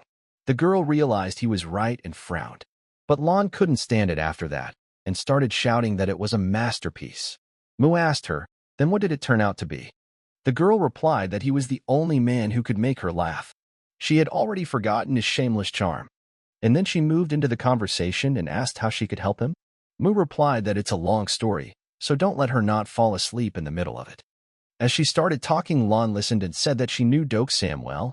He was quite famous among the underworld in Luoyang. And that level of skill at forging documents is what anyone dreams of. 7 years ago, before his wife and kids were killed, he was very active. But after a family tragedy, he completely abandoned his work and drowned in alcohol. Eventually died of alcoholism. And while Gok Mandan had borrowed the money 4 years ago, there was no way Sam could do anything about it. Mu asked her why. The girl replied that 5 years ago, Sam had a severe tremor from alcohol withdrawal. He was in no condition to forge stamps, let alone sell simple stamps. Mu asked, then are there no other skillful counterfeiters in Luoyang? The girl replied that not just in Luoyang, but in the whole province, she could say with certainty that there were none. Mu thought and said that then only one possibility remained, that Doc himself had left a successor as skillful as himself.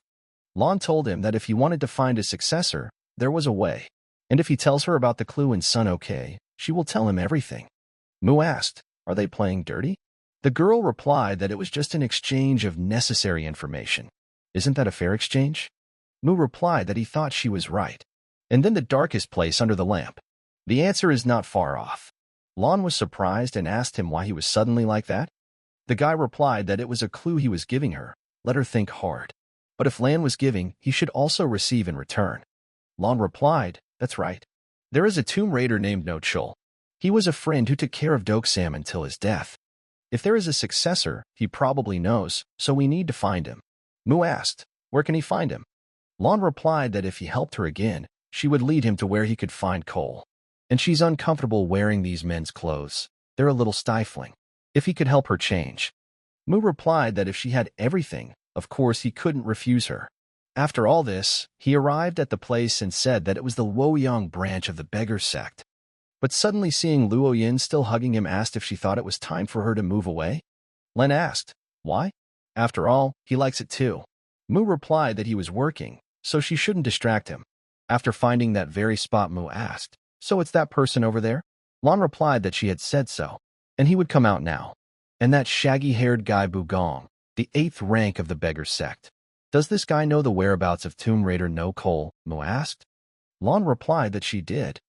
Sam but Chul and Bugong grew up in the same neighborhood and were close friends. They know each other better than anyone else. Mu said that if they catch this Bugong, they'll find out about both No Chul and Sam. But the 8th rank of the beggar sect, there might be a problem with that. Len asked him why. Is he afraid of dealing with a sect of beggars? The boy replied that it wasn't that it was easy to catch him, but not to make him talk. Lon smiled and said that torturing him to tell him everything was her specialty. Should she help? The girl asked. Mu replied that he didn't, and given that it was about his friends, he didn't think torture would work. Suddenly the boy thought and said he had a good idea. At that time one of the beggars was walking around and was happy about his life. But in a moment he saw a very strange guy next to him, but after that he went out into the forest and started moving with great speed. The man opened the bush in front of him and said, I finally found this sweet little thing. And how delicious it looks. And if it wasn't for the squad leader's urgent summons, she'd be in his stomach by now. But he wasn't left alone by the noise that came from the killing of several assassins from the bloody hall. Not unexpectedly, a stranger appeared and stole a piece of meat from his hands. It turned out to be Mu and told the man that he was disgusted with the block of meat he was eating. The man was shocked and asked who he was. Mu replied that he would like to ask him something, and put a piece of meat in his hands. But the man was rude and told the guy to get out of here. And he started running away from him. Mu said, as befits the 8th rank of the beggar sect. His escape tactics are impressive, but he still won't get far. The man entered the woods already and thought, who is this guy? And what is he even trying to do? But with his own eye, he saw the leaves from the trees begin to slowly fall, and he couldn't believe it. Mu used his powers to trap him, and the trap was Lon and her powers. The doe immediately pulled out her rope, and throwing it around the man's neck immediately tied him up and held him. The man started to resist, and the girl started saying that this damn pig had nothing but strength. Lanya started to panic and said she was fed up, and told the guy to finish him off already. Mu replied that it was coming and immediately ran to attack, but the man saw this, and threw his punch.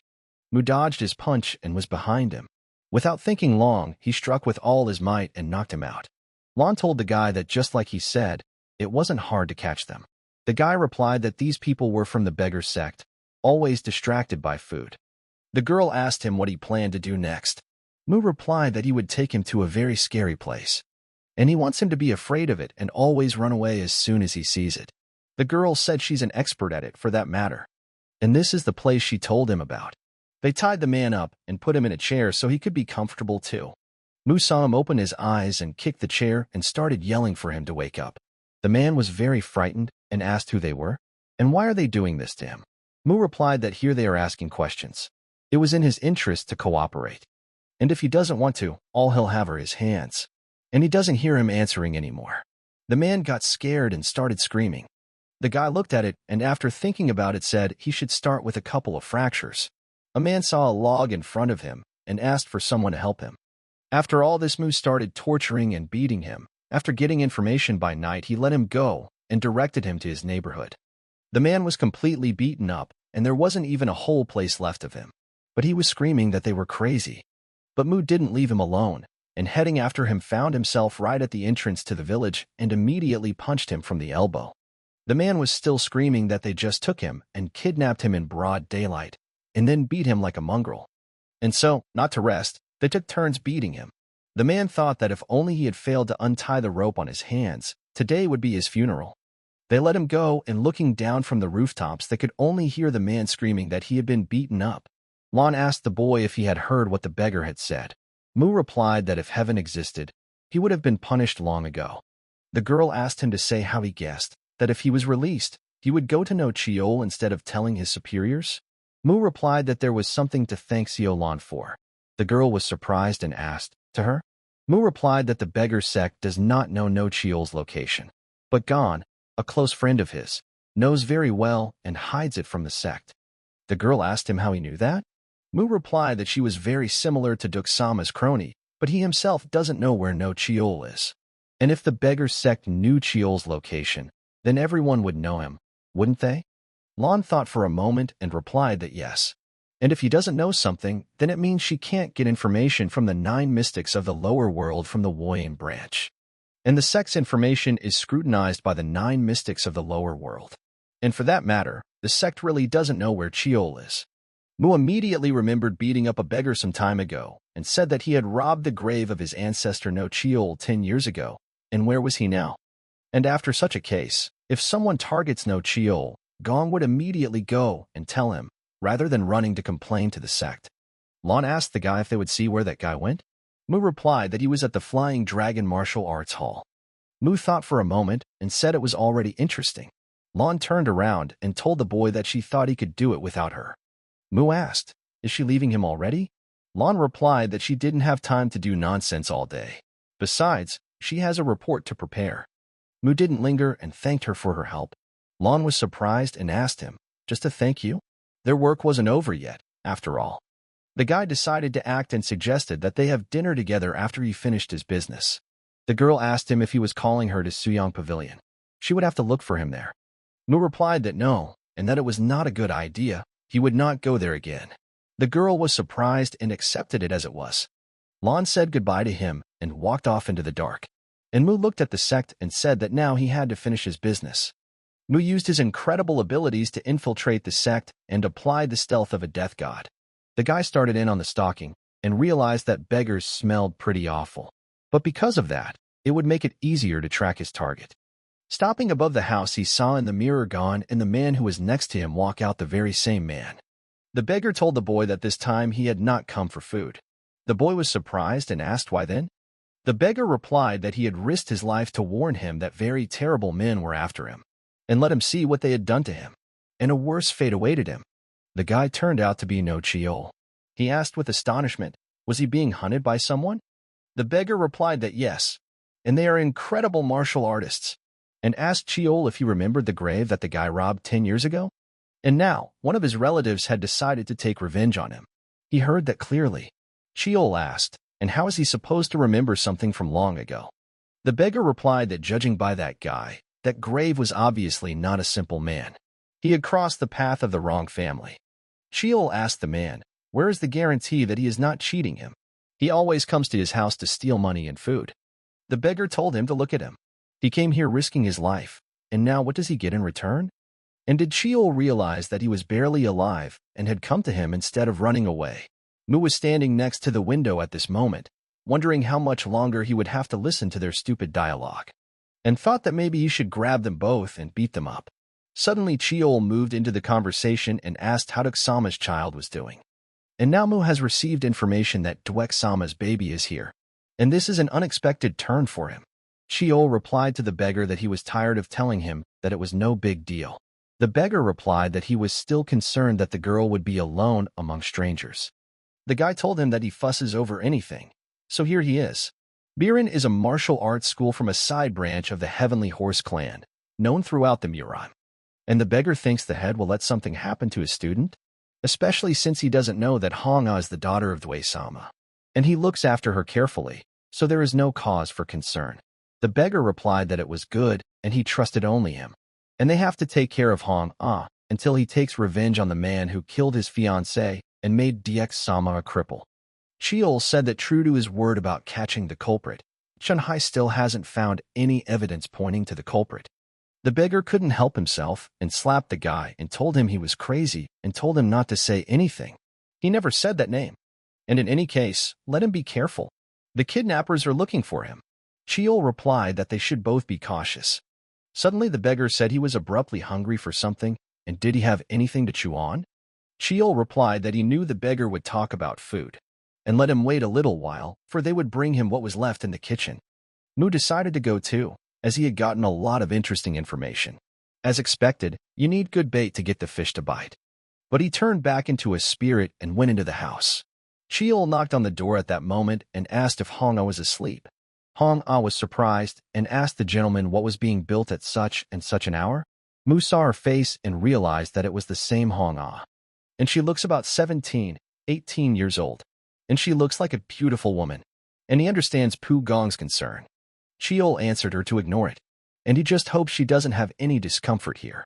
Hong-a replied that it's fine. No need to worry. Mu stepped aside, for he had learned everything he needed to know anyway. And it was time to move on to the next stage. At this time, Wawa lay at home and rested to gain strength. The mercenary used his powers to break into the room. The mercenary said that kidnapping a child like that would be a piece of cake. He decided to give her an elixir to help her sleep a little longer. But suddenly, Yang entered the room and saw that someone had burst into the room. The mercenary turned around and realized that he had been exposed. Mistress realized that a black rat had been caught from the back. She said there was a little rat. I guess their guards should be taught a lesson. They've gone off the deep end. The mercenary decided to get rid of her and attacked her, saying it was nothing personal. Mistress decided that there were no witnesses, she would handle him herself. She asked him at the moment of the attack, what was he trying to do? The mistress saw his sword and gathering her fan, she easily swung her arm and repelled his attack. Yang said that for her, on the contrary, it was very personal, and immediately launched several attacks at the same time that even the mercenary couldn't handle them and flew out to the side. The mercenary realized that she was skilled in martial arts.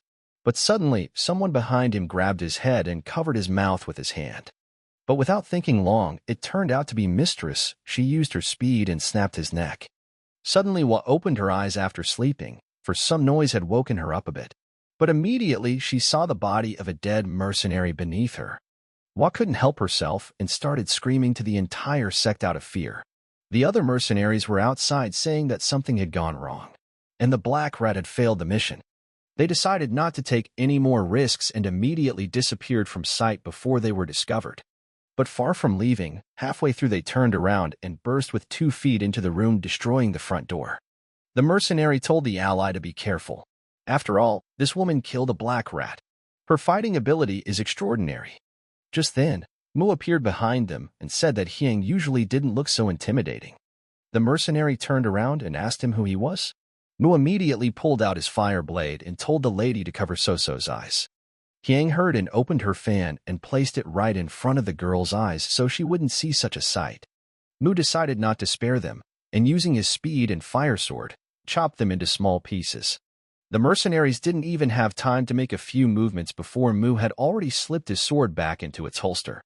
Hyang told him that skills cannot be wasted. Mu replied that it was true for her too. Soso turned to her uncle and was glad he had come. But Mu said there was a guy to save, and they'd have to dig into his past. But he can't let anything go wrong, and he doesn't want anything to happen to Soso.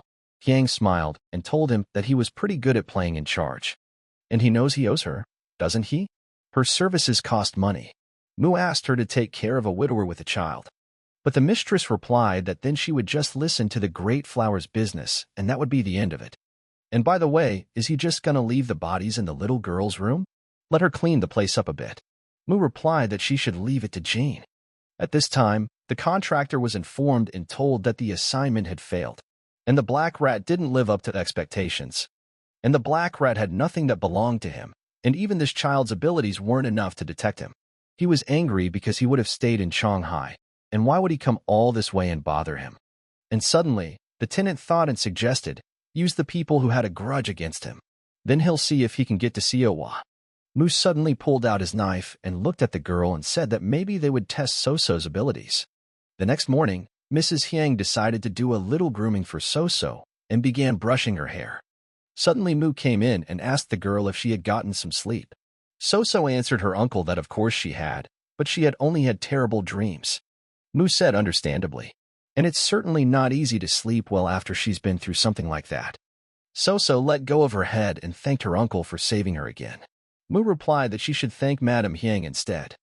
Hyang got angry after his words and asked who he was calling Madam, but Mu didn't pay any attention to her and told the girl that anyway, if she needed to do something, here was her instrument to do it. And it was on the man who had tried to kidnap her last night, and let her now use her ability to read the memory of whoever was holding it. Soso took it and replied that she would try it now. Suddenly something indescribable began to happen. Everything around her glowed, and Soso was so fixated on the knife that her eyes swelled up. Soso began to see all of his memories, and how all three mercenaries stood in front of her room and watched. Suddenly in the moment, Soso's energy evaporated and Mu saw her pass out and fall onto the bed. Yang asked, "Is this baby going to be okay?" Mu replied that she was fine, just tired, and that's all. Seeing Soso open her eyes, he asked her what she saw. Let her tell him. The girl answered that it was a secret sect and immediately closed her eyes again and fell asleep. Mu wasn't even surprised at her words and said that he suspected it. And as expected, that was what was affecting her body. Mistress told him that if he knew that, wasn't it necessary to test her like that? Mu replied that he still needed to confirm it. And they needed to figure out who these people were in order to plan further. Madame asked him with surprise, is he planning to storm the Chaos Sect? Mu replied that no, he would not do that. As long as Soso is here, they're not going anywhere, and they'll come after her again.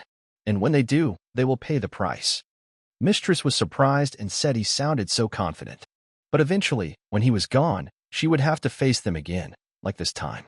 Mu looked at her and said that the head of the pavilion couldn't leave the little and poor girl, could he? The lady replied that she was about to start demanding his salary. The guy told her not to worry, because he would work hard for her, so maybe she would spare him? Hyang replied that of course, and that's the reason she hired him in the first place.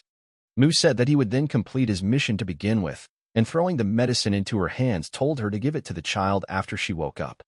Hyang was shocked and asked, is that medicine? Mu replied that it was very expensive, and most of the deposit for this mission went to buy it.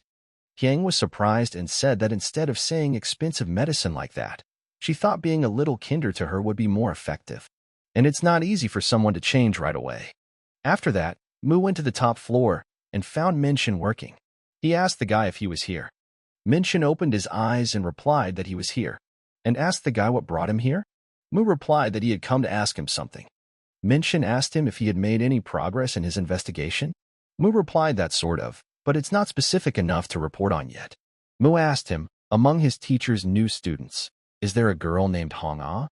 The boy was surprised and asked him how he knew. She had only joined a while ago, so rumors shouldn't have spread yet. Mu replied that he has his own abilities, and he wants to know about her. Her name, age, origin, and character. Minshin replied that her name was Hong Ah and 17 years old. And 7 years ago, her father, No Guang, entrusted her to a martial arts school, wandering further into Jianghu. Hong Ah has a heart as beautiful as her looks, for which she has earned much love from both master and mastermind alike. And 3 months ago, she even became a named disciple of the master. And 3 months ago, he himself had become the master's anonymous disciple. And as far as he knows, there are no other special stories. Mu thanked him for the information. But Minshin asked him why he was so fascinated with Hong Ah. Mu replied that there were things in this world that were dangerous to know.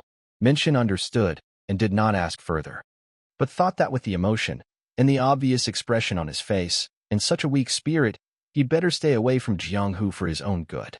After that, Mu came to Su and said that he needed his help. Su got angry and asked him if he had lost his mind. Mu replied that the work is easy and the pay is good. His store looks like it's barely tying up loose ends. Su told the guy that if he was just here to salt his wounds, then let him get out of here immediately. Mu took out a sack and said that there were 10 silver coins in here. He just needs to do a very simple task, and he will give them right away. Su grabbed the sack and replied that he would take the money first. But Mu told him that he was greedy but shallow on the outside. Su asked, and what is this simple task he is talking about? Mu replied to him to just give some information to the people he would point out. After this meeting, Mu headed to Jin's house. This place was considered to be the place where people enter with a sense of joy and leave in tears. And naturally, because it's an illegal gambling booth, Mu went inside and immediately entered another world where people bet all their money. Suddenly a girl came up to him and said that he must be new here. And what brings a distinguished guest to their house, she asked. Mu replied that he had come to place a bet of 10 silver coins on the dice. The girl told him that he looked like a very experienced guest and he was suitable for the middle table. Let him follow her. As he walked by the rest of the players, he heard someone telling Commissioner Zhang that it looked like he was being defeated again. But the commissioner replied that today's happiness must belong to the hero Young. Mu looked at them and saw that a hero sitting and gambling in a beggar's gambling house is very funny. Suddenly out of the blue the girl slipped, and he said that this table looks great. Walking over to the table, Mu immediately saw that Yang Ilchen's eldest son, Yang Hansang, was sitting at the table. And now is the time to cast a rod, he thought. And he asked the players if he could join the game too. The player looked at Mu and said it should be interesting, and new participants are always welcome and can sit at the free chair. Mu looked at him and thanked him for being so kind. The player told him that he should start with money, so how much would the new player bet? Mu replied that this was his first time participating in this game, so he would start with that amount. He immediately put his money on the table. The player saw that kind of money and said he was a man of great ambition, and he even likes it. And because he's a rookie, he'll give him a chance to take the lead. But can he say his name? Mu replied that he should call him Jean Daeheap. He realized that in a life full of ruins and games, Daeheap would die of cold. The reason they are here is part of his plan. And earlier, he spread rumors using Su to get through to him. And he told them that there would be a huge sin game at Jean Gajang's house tonight. He was also able to gather a lot of information from Lon. The relationship between the Jean Gajang house and the Flying Dragon Spear, and the fact that he, Young Hansang, depends on games. But even someone like him, he's just a fishing rod to smelt the big fish. And now all that's left to fight is the fishing rod, and that's how the big fish will be caught. After already a few games, the players were very unhappy with his play, as every move was his to win. One of the players just suddenly stood up and said she was out of the game. But Mu didn't stop and continued to make money. After a few games, another player already got up and said that he had had enough too. He had already lost. But suddenly two guys came up, and one of them said that the game is getting more and more interesting. The second guy not yet seated at the table suggested that they raise the stakes as well. But Yang met them and said that the game had gotten so big, but now two great pieces adorned the table. The new players immediately sat down next to Yang. Mu smiled and thanked them for their participation as the atmosphere was heating up. Mu saw that the great figures, the great masters, the players were having a pleasant time. He immediately offered to take advantage of this intensity and end it with one game. Mu asked, what do they think about this? And slowly pushed all his hard-earned money to the center of the table. Mu saw their faces and asked, are they hesitant to make their move? In that case, he would give them the initiative. Yang couldn't resist and agreed and said he was already bored enough, and also suggested making this game big. The other players also saw that Yang went ahead. They followed him and bet all their money. Yang was the first to start playing with the stones, and letting them loose on the table, he pulled out 2 stones with 11 points. Male Sheik started shouting afterwards for them to make this game big, and congratulations to Yang Hansang. Mu looked at him and saw that this guy was really becoming a laughingstock, and the other players had pulled out much less and had already lost their money. Mu took the stones in his hands and said then he was the last one to throw, and now everything would be decided. Everyone waited for the true moment while Mu spun the bowl of stones and had to pull out the result. Mu looked at their faces and said that he would check it out now. Picking up the bowl, Yang was shocked and couldn't believe his eyes. And when he saw 12 points on the stones, he realized that he had lost all his money. People were surprised and asked if it made sense. And it's a miracle, of course. They had never seen 12 points fall out before. Mu said he guessed his luck was just better. But Yang disagreed and started yelling that it was cheating. But Mu asked him, what is he talking about? After all, there is no cheating with dice. Young turned to So Joe and said he thought it was time to close up store for the day. So Joe realized what Joe was talking about and went with the outlaws to Sue's store in the evening after the game. They threw everyone out at once and said that the business at Jean Gajang's house was finished for today. Let everyone leave here immediately. Young lost his temper and walked over to the guy and said that he picked the wrong person to joke with, and did he know who was standing in front of him? And in front of him stands Yang Hansang, famous for his iron-piercing spear in the martial arts world. Mu asked, "Iron-piercing spear? But it's a pretty impressive nickname. And seeing that they use a spear with the last name Yang, he must be a descendant of a flying dragon. Even though it's an illegal gambling booth, trying to turn the game over by force is a little too low. Doesn't he think so?" Yang started yelling that he was planning to end it with his hand, but now the guy is hastening his death, and he would have to tear out his tongue for all the lies he had told. But Mu answered that he was sorry for his hand, nor his tongue. Mu didn't play with them much, and long as he suddenly punched both warriors and broke both of their arms. Mu told Yang that he would not give it to an ignorant bum like him. The warriors immediately started to fight, but Yang raised his hand and told them to stop. Mu asked the iron-piercing spear, "What would he do now?" Yang realized that this guy wasn't just a player without a goal. But suddenly the most important one walked in and asked what all the fuss was about. Mu was surprised in the moment and looked at him. The head said that it looked like an interesting game was developing, didn't he? And then Mu rejoiced, for the big fish had been caught. Mu was actually waiting for Jin Junhai. After all, it was only for him that this was all planned. And he didn't come here to cheat Yang out of his money.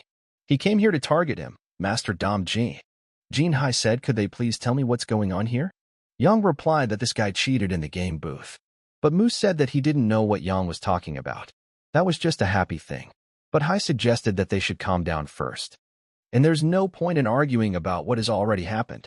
Wouldn't it be better to settle it with fair play? And he'll join, too. That would guarantee fair play without cheating, wouldn't it? Yang realized that it was like this, and if Master Dom Jin joined, there was no room for cheating. And what's more, this would be an exceptionally big game. Yang relented and said that it was very good, and he agreed. But Mu replied that judging from the atmosphere, he must be someone very important here.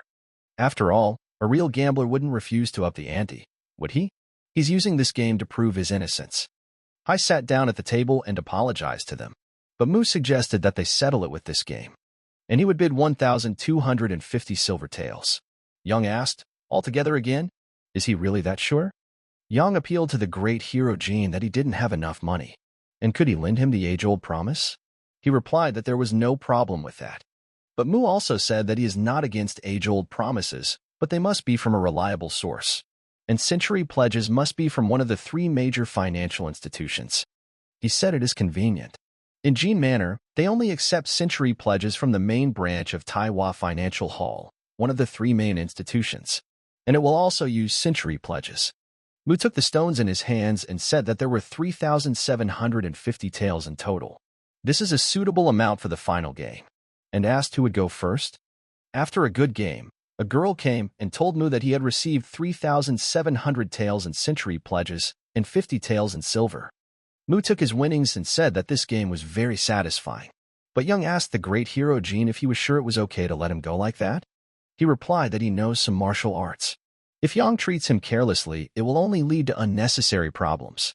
And in any case, the only money this guy will walk away with is 50 silver taels. However, if he were to carry a century-old promise to the Taiwan Finance Hall, that would be problematic. Yang replied that he was aware of it. If he headed to Taiwan Finance Hall, he would personally take care of it. And someone who dared to insult him cannot stay alive. In the morning, Mu came to Hiang and said that it was a century-old promise from Taiwan Financial Hall issued by Jin Manor. Hiang asked with surprise, "An age-old promise? And 3,700 silver taels? But that's a very huge amount of money." Mu asked, "So what of it? It's all fake anyway." Hiang asked with surprise, "Fake?" Mu replied that he confirmed it from Su on the way here. But Madam said it doesn't make sense. The seal is identical to the seal of the Taiwan Finance Hall. No way she could recognize the false age-old promise. Mu asked her, "Doesn't this level of exact fake remind her of someone?" Madam asked, "Could it really be Seal?" Mu replied that that was exactly what it was. With such advanced forging skills, even Seal couldn't tell that his father's seal was fake. Madam said that the person who falsified the seal of the Gok martial family also created this age-old promise. Mu responded that it was correct. This is a complication of most of the case. And it was time to wrap it up. Mu asked her why she was making that face. Mistress replied that it was just that it was all really necessary. She wondered if he was asking for something unrealistic. Mu replied to Mistress that she even says such soft things. Is she afraid for him? Mistress said no, and that's not true at all. But sighing anyway, then let him follow Yazin's steps. Mu replied that everything was already done, and now all that was left was to complete it. The lady asked him, is he going to the Taiwan Finance Hall? Mu replied that no, going there would be boring. So he heads to the Flying Dragon Battle Manor instead. After all, that would be a better plan. At this time, Su received the letter and said that it was not difficult to deliver it. But why does he need this person? Is it really for this? Mu replied that it's all part of a bigger plan. He's only counting on him. And when he thinks about it, he thought, Su wants to know, so he'll tell him. Su said that regarding Madame Wu of Song-Ok Pavilion, who was tied up in the murder case he solved, it seems her whereabouts have been unclear recently. Mu replied that he understood and was grateful for the information. But Su thought that this guy either already knew that Chong Yun was missing, or at least he expected it. But anyway, it's none of his business. And he decided that he'd hurry up and finish his work here. Suddenly, a girl came up to him and asked him that someone had said they had business with her.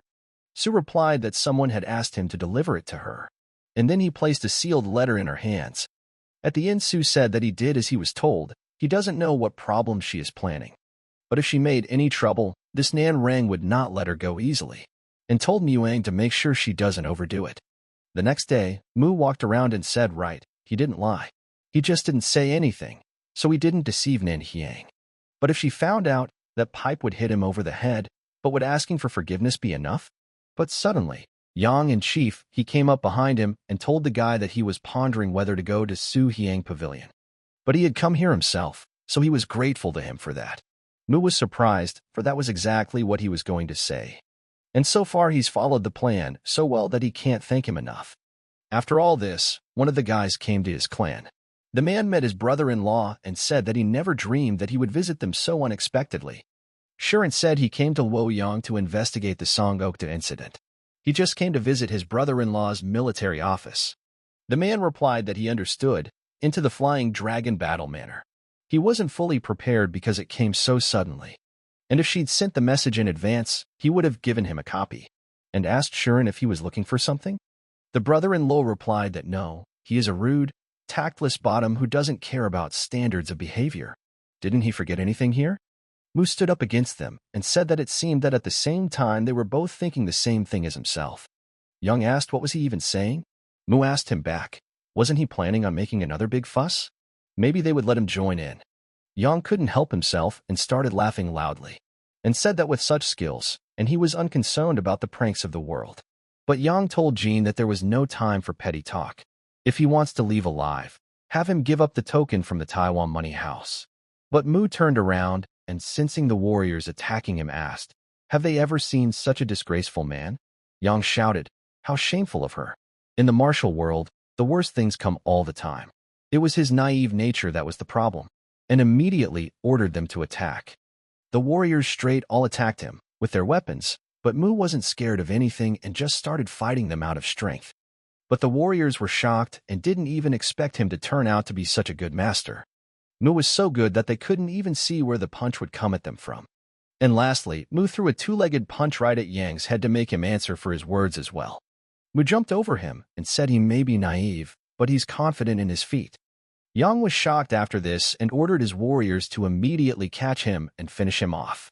Mu saw that they were still continuing to pursue him, and in a moment jumped into the air to strike. Yang shouted that crazy guy is heading to the martial arts hall with a flying dragon, and let them catch him before his father notices. Mu was still running and thinking where could he be? He must have gotten his letter, and he would be here to break his neck. As he entered the clan, he saw a very familiar man, and immediately stopped for a few moments. Mu didn't waste any time and yelled to the guy that he was here, and immediately introduced himself and said his name. The guy was a little surprised and was shocked, and Mu tried to walk forward and suddenly the guard immediately stopped him. Did the guards ask who this guy was? Can he just stand there? But Shuren couldn't help himself and ordered them to stop. Mu said that his inertia previously remains the same, but did he really become even stronger? Standing against each other, Mu told the guy that he was afraid the guy wouldn't show up after so-and-so called him out. The guy replied that this was a shameless attitude and he really hadn't changed. The man also asked Shuren if he knew him. The brother-in-law said yes, and it was someone he had had brief contact with in the past. Mu asked, a brief contact? And how disappointing, between the two of them. But the guy got angry and said he should be quiet for a while. But suddenly Yang came in and saw this and thought, what's going on here? And why is his uncle in a martial arts hall with a flying dragon? And why is this guy acting so familiar with his uncle? Mu asked him if he was still angry about the situation. The guy replied that if he didn't shut his mouth, he would slit his throat right now. The man turned to Shuren and asked him to calm down for a moment. The guy realized the mistake and replied that he apologized. In fact, man didn't really know what was going on here at this point, and it seems to have something to do with that stupid son. And frankly, he'd like to kill him and shut the whole thing up before it gets noisy. But since his son-in-law has a connection to him, he can't do anything about it now. The man asked, what exactly is going on here? Why are they making such a ruckus? Mu bowed and replied that he apologized. Mu introduced himself and said that he was a security guard working at Su-In Pavilion, and he had long heard about Director Yang's valor, his chivalrous spirit, and unquenchable sense of justice. And he sincerely apologizes for jumping the walls of his martial arts gym without his permission. However, there's a reason he had no choice but to do it. Unfortunately, his son, young Master Yang's young master, had created an entanglement with Jean, the master of that illegal gambling establishment there. And this was done in order to spread a large number of fake tokens throughout Luoyang. Yang was shocked after hearing him say that and asked what was he even talking about. The man realized it was his stupid son again. And of all things, should he have gotten caught up in his dealings with Jean Jinha? But the Flying Dragon Martial Arts Hall was the most insignificant among the 10 branches of the Sima clan sect. And the only reason such a low-starting sect changed their wealth was because they secretly supported Jean, who was in the business of lending and gambling, in exchange for receiving bribes from the NYU. But he realized that there was no way the core family would tolerate such illegal activities. And if his brother-in-law found out about it, he'd report it to the family's chief disciplinary committee. And now he had to do something to divert his attention. The head turned to his brother-in-law and said that he apologized for dragging him into this sect, and offered to come inside. The guy replied that no, and the sooner they resolve the issue, the better. And besides, while that man may be trash, he's not the one telling lies. The head said that he understood, and let the guard Mu continue about what he was talking about. Mu replied that he would then explain in detail. Mu said that at Jean Manor he participated in a fair and just bet with young Master Yang and Master Jean, and he exchanged the silver he won in the game for promissory notes. However, when he showed these promissory notes to an acquaintance who was well-versed in valuation, he told him that the promissory notes were counterfeit and were currently circling Luoyang. And so he came to the Flying Dragon Martial Arts Hall to defend his hatred in front of the Lord Magistrate. But young Master Yang and Master Jean were already waiting for him with a group of men. And the next thing, he was so horrible, he had no choice but to climb the wall of the Flying Dragon Martial Arts Hall to save his life. Brother-in-law thought it was funny. Tormented Jean Mu, afraid of a group of worthless people like them. The head asked his son, everything the boy said, is it true? Yang was very frightened and replied that no, and it was all lies. And let his father trust him. The brother-in-law asked, then why was he there with those men? The head turned to Master Jean and said that he didn't know they had such close ties to Han Sang. And is the guard telling the truth, he asked. When Jean saw the look in the head's eyes, he realized that he was telling him to take the blame. He immediately fell to his knees and begged the master to forgive him. And it's his fault. He was blind with greed, and he did it. And the foreman didn't know anything, and was just trying to help him. And now he was asking the master to let the blame fall on him alone. Mu watched this spectacle and saw that it wasn't really him or this Yang he was looking for. And in fact, now, his real target is Head Yang. It was all his fault, and it was his idea. The people standing around saw all of this and asked, what spawned Jean to do such a thing? And it looks like the Count Master did something. Someone in the crowd asked, is that man really COM? But suddenly a girl came up to them and said, what is going on? Count Master saw that his soul was relieved and he could attribute all the blame on Jean. He told Master Mu that Jean seemed to be apologizing and confessed everything. But although it is shown that Han Sang didn't fully understand the situation, as the head of the Flying Dragon Martial Arts Hall and as a father, he can't just let it pass. And so he listens to the opinion of the victim, Guardian Jean. And how does Mr. Mu wish to resolve this? And he understood that they could settle it with fair compensation and money. The guy thought his brother-in-law might think that, but they didn't start this fuss just to get their money back. What's Mu trying to accomplish? Mu said he was really impressed with their fair handling of the situation. If he would close the compensation for the loss and assure him that it would not happen again, that would be enough for him. The Count replied that he understood and would return his silver money. But Mu said that this is not all. Since they cheated in the game house, corresponding to the traditional punishment, Master Jean and young Master Yang should have their wrists chopped off. Yang got really scared and asked, "What is this jerk saying? And who is he talking about that needs his wrist chopped off?" But Mu shouted that he still hadn't finished speaking. But all of a sudden Shuren suddenly started running after the fugitives and passed beside him like lightning. The fellow caught up with them both and told them that by fleeing meant they were admitting their guilt, and immediately ordered them to return to their places. For he will listen to the guard's report and decide their fate. And if they refuse, he will finish them here and now. The man replied that it was okay, and no matter what happened, he would protect her. Mu thanked the guy and said he was afraid he might kill him on the spot. The guy replied that it was a branch of the Sama family, his brother-in-law's military office. He just didn't want bloodshed by moving the truth. And if it turns out that he has falsely accused someone, he will first take his hand. Mu replied to keep this in his mind. And further guy said that he could continue to listen to what guard Jean was saying. He realized that if it wasn't for his brother-in-law, he would have just killed that guard Jean and been done with it. Guy told the security guard Jean to continue. Mu proceeded with his story and said that the truth was that he was in the process of investigating after receiving the request. And the client was given a promissory note for a debt that was supposedly owed by their father that they had no knowledge of.